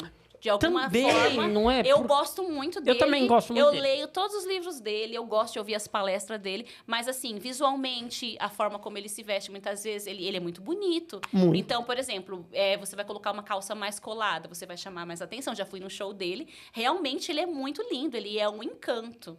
Não tem como você não se encantar por ele. E ele é inteligente, ele é simpático. Então, isso gera muitas questões, né? E, por exemplo, na biografia dele, ele fala que no período de seminário ele teve uma namorada. E ele se relacionava com essa namorada, inclusive sexualmente. E o padre, que era o padre Léo da época, sabia e acompanhava ele em todo esse processo dele. Ele confessa isso. Mas falou, você vai ter que fazer uma escolha. Porque enquanto seminarista, ele ainda não tinha feito os votos, né? Ele ainda não tinha feito a escolha. Agora, após sacerdócio, eu já não sei. Mas então, ele tem coragem de falar sobre isso. É como ele disse, humano demais. Então, ele transita nessa humanidade e também até nessa secularidade, né? Porque ele gosta de carnaval, ele quebra os padrões, na verdade. Muito. Ele quebra muito. Mas eu acho muito interessante o que cara, ele faz. Eu acho muito massa, porque de verdade, assim, fora todas as zoeiras, cara, eu ia em missa todo domingo, porque eu amava o padre. Sim. O padre era divertido pra caramba. Sim. Ele era doido, ele falava assim, cara, pode fazer o que vocês quiserem aí, fazer teatro, faz o que vocês quiserem, eu não vou nem olhar. Aí a banda, ele falava assim, não, tem que tocar um negócio mais animado. Essa música tá muito fraca. Os caras tocavam, tipo, punk rock no domingo. Porra, era muito legal. E o que acontecia? De molecada indo pra igreja ao invés de fazer merda e tal. Tipo, Sim. tá cheia de gente jovem, assim, sabe? Sim. E a galera perde isso, sabe? Então, é que a igreja tem uma versão tradicionalista. Tem os tradicionais que são totalmente contra e abominam tudo isso que você está falando, porque entendem que a missa é o sacrifício de Cristo. Então, como que eu posso bater palma? Como que eu posso pular, sendo que ali eu estou relembrando Jesus morrendo? Você vai ficar batendo palma e pulando com a morte de alguém? Porque a missa, ela é para nos lembrar isso. Então, tem a parte tradicional que critica isso que você está falando. E tem aqueles que são mais progressistas. A RCC traz um pouco disso. E a tradicional vai acabar, né? Porque se continuar do jeito que tá... Não, na verdade, ela está crescendo. Sério? Sério. E ela vem todo com esse movimento político de extrema. Não, ela está crescendo, ela está ganhando força. Inclusive, tipo, se o Papa Francisco, que é mais progressista, morrer, eu, na minha concepção, acredito que vem um Papa totalmente reacionário. Sim. Eu também acredito nisso. Então, na verdade, eles estão... Antes, eles tinham perdido força. Aí veio a RCC com essa carinha, assim, de... Ai, louvor, Padre Marcelo, né? Os animaizinhos subiram de 2 em 2, erguei as mãos. Que hoje, na época, eu brincava, cantava, né? Nos louvor. Erguei. Hoje eu fico olhando isso e falo, o que isso tem de espiritualidade? Me desculpa, mas Deus, ele é sabedoria, ele é conexão, ele é... Eu entender o processo, eu tenho um problema na minha família, eu pedi para Deus ajudar. Enfim, né? Então, ele veio com essa carinha, assim, da alegria, do louvor, do bater palma. Só que hoje se transformou totalmente radical. Então, assim, a igreja, ela caminha, o radicalismo do nosso país, ele caminha com a religião. Tanto no catolicismo como no protestantismo, né? Então, assim, é uma questão muito polêmica. Muito séria. Não está acabando, não. Está crescendo. Eu tinha muito essa impressão que... Não. Eu acho que você vem um pouco da SEBS, o estilo que você fala é mais teologia da libertação. Esse tradicionalismo não é a teologia da libertação, eles são os radicais, mas eles querem que volte a missa em latim. É tipo os dois papas. Você assistiu, né? Então não tinha o Ratzinger, que era aquela... É aquilo ali. E isso é real dentro da igreja. Esse filme, ele representa essa divisão dentro da igreja. A igreja católica, ela é dividida hoje em 2 partes. Os que são mais abertos, os progressistas e os radicais. Só que o radicalismo tem crescido muito mais. Muito mais. Então, é de ficar atento e de se preocupar, entendeu? Que aí a gente entraria em outros parâmetros ali do nosso país, de influências religiosas que usam do seu poder... Não só para falar de Deus, mas para manipular oprimir e para politicamente. Isso. E esse foi o motivo da minha fala, de eu me posicionar e falar, peraí, eu estou vendo pessoas que eu conheci usando da fé e da ignorância das pessoas, porque as pessoas têm fé, para promover ideologia política. E eu não concordo com isso. Então, eu vou falar um pouco sobre isso, de que toda essa postura de santidade, de bondade, na verdade, não é tão assim. Mas é um assunto muito complexo que aí entra em outros parâmetros, né? Então... Só para falar de estrutura de igreja, DVD. Vamos. Bruna, a gente vai chegando no final. E antes do final, tem uma outra coisa, um último ato do nosso programa, que é o seguinte. Todo mundo que vem aqui nos dá um presente. Não trouxe nada? Eu não sabia. Oh, meu Deus. Não. É sério? Fica... É sério. Chatão, o favor dela um pouquinho, né? Fica tranquilo. Diego, você não avisou, Diego? Ô, Diego. Não me avisou. Bruna, fica tranquilo. O presente que você vai nos dar é o seguinte. Já que tá com alguma coisa aí, querida. Hoje, não tá com uma bolsa, alguma coisa aí, né? Nota a nossa chave Pix. Então, né? eu te mando depois. Eu mando depois. Não é, esse presente é muito simples. Você vai escolher na sua lista de contatos alguém que você acredita que daria uma boa entrevista para nós, que tem uma história interessante para nos contar também. E você vai mandar um convite para essa pessoa, um áudio para essa pessoa, convidando ela para participar do Elementar Show. A gente gosta assim. Isso é nosso esquema de pirâmide, surpresa, tá? Né? A gente não...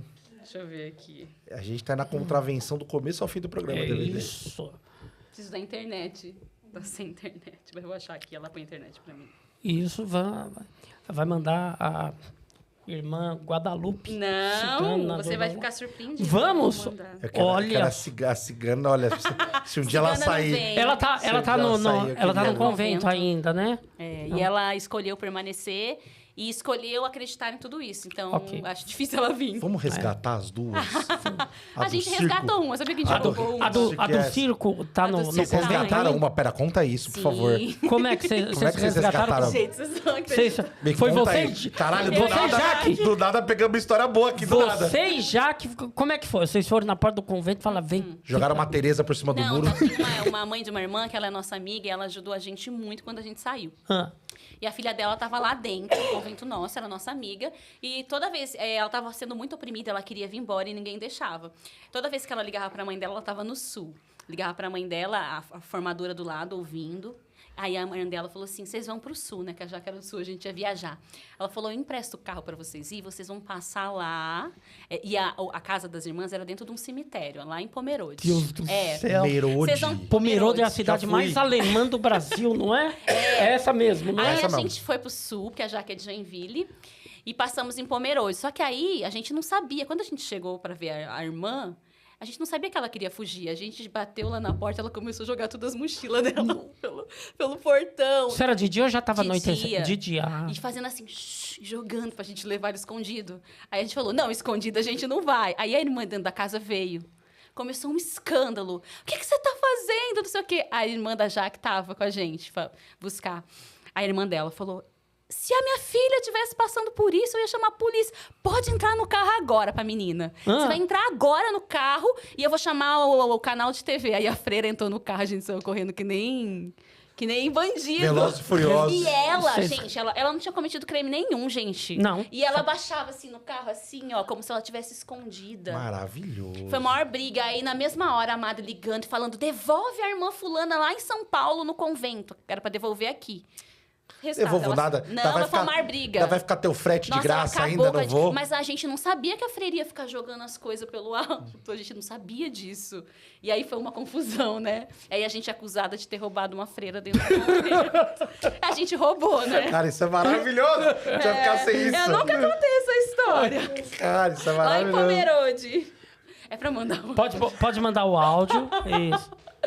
Então, oi, Cédric, tudo bom? Como você tá? Eu tô aqui no podcast Elementar Show e eles pediram para me fazer um convite para uma pessoa vir participar e eu vou convidar você. Eles estão achando que eu vou convidar uma freira, mas eu tô convidando um bruxo que tem uma história maravilhosa e assim como você foi um instrumento de cura na minha vida, você trouxe muita luz para mim e quebra de padrões. Então, eu espero que você possa estar aqui contando a sua linda história e partilhando de todos os seus conhecimentos. E é isso. E gratidão. Cara, maravilhoso. Ele é maravilhoso.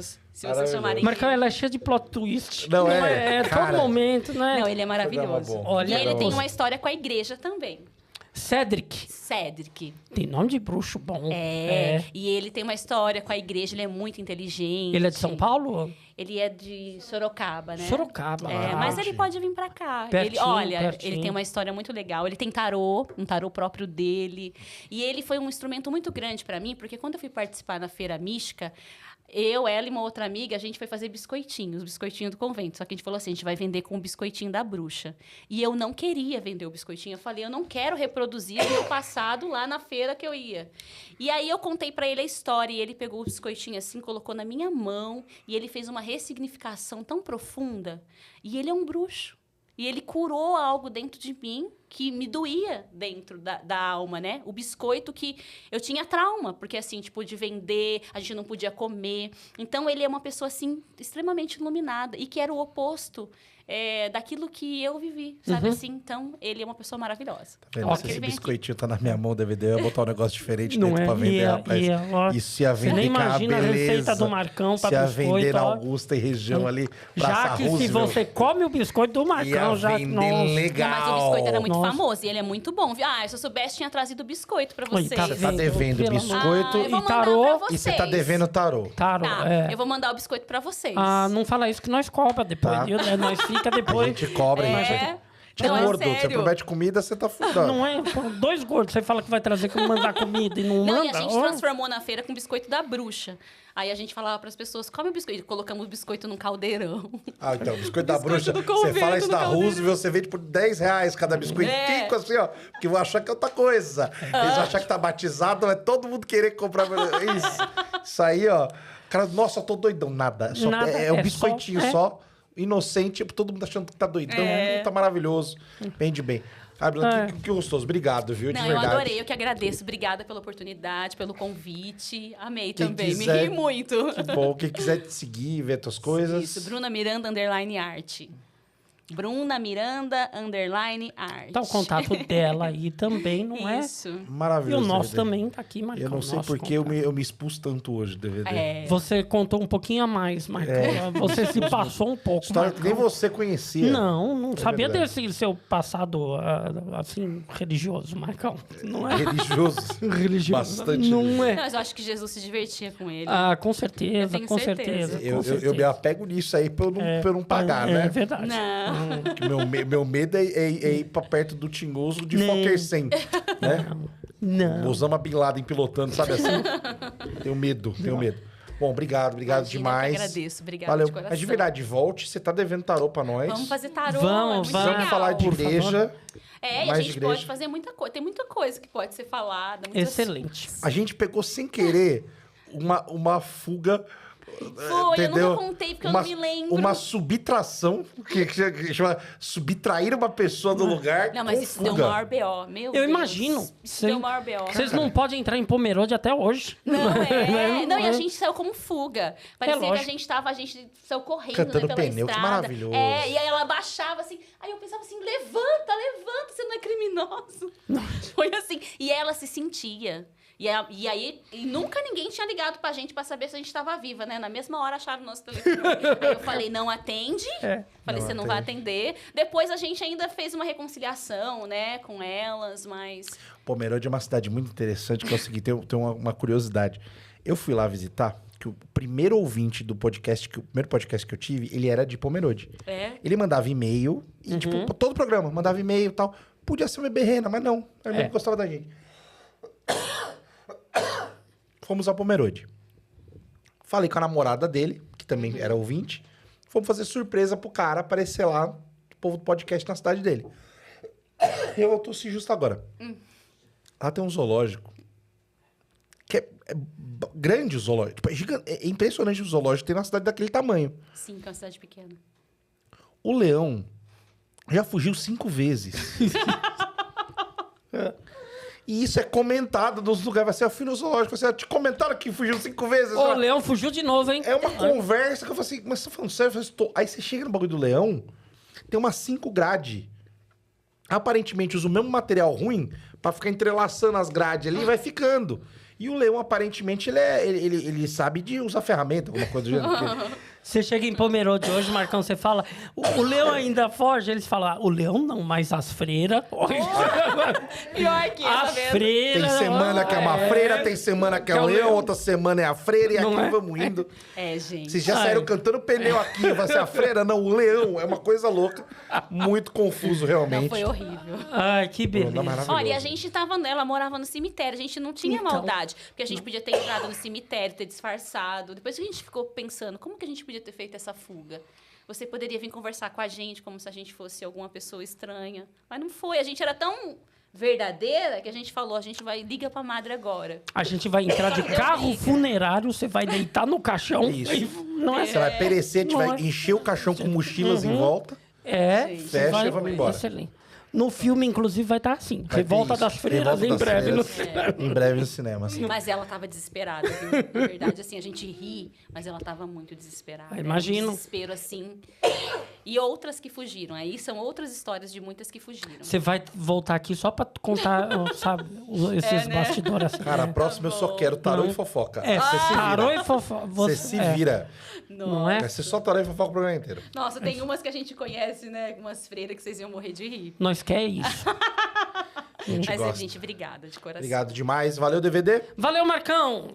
Lembrar que toda segunda e quinta tem mais. Um abraço. Tchau. Valeu.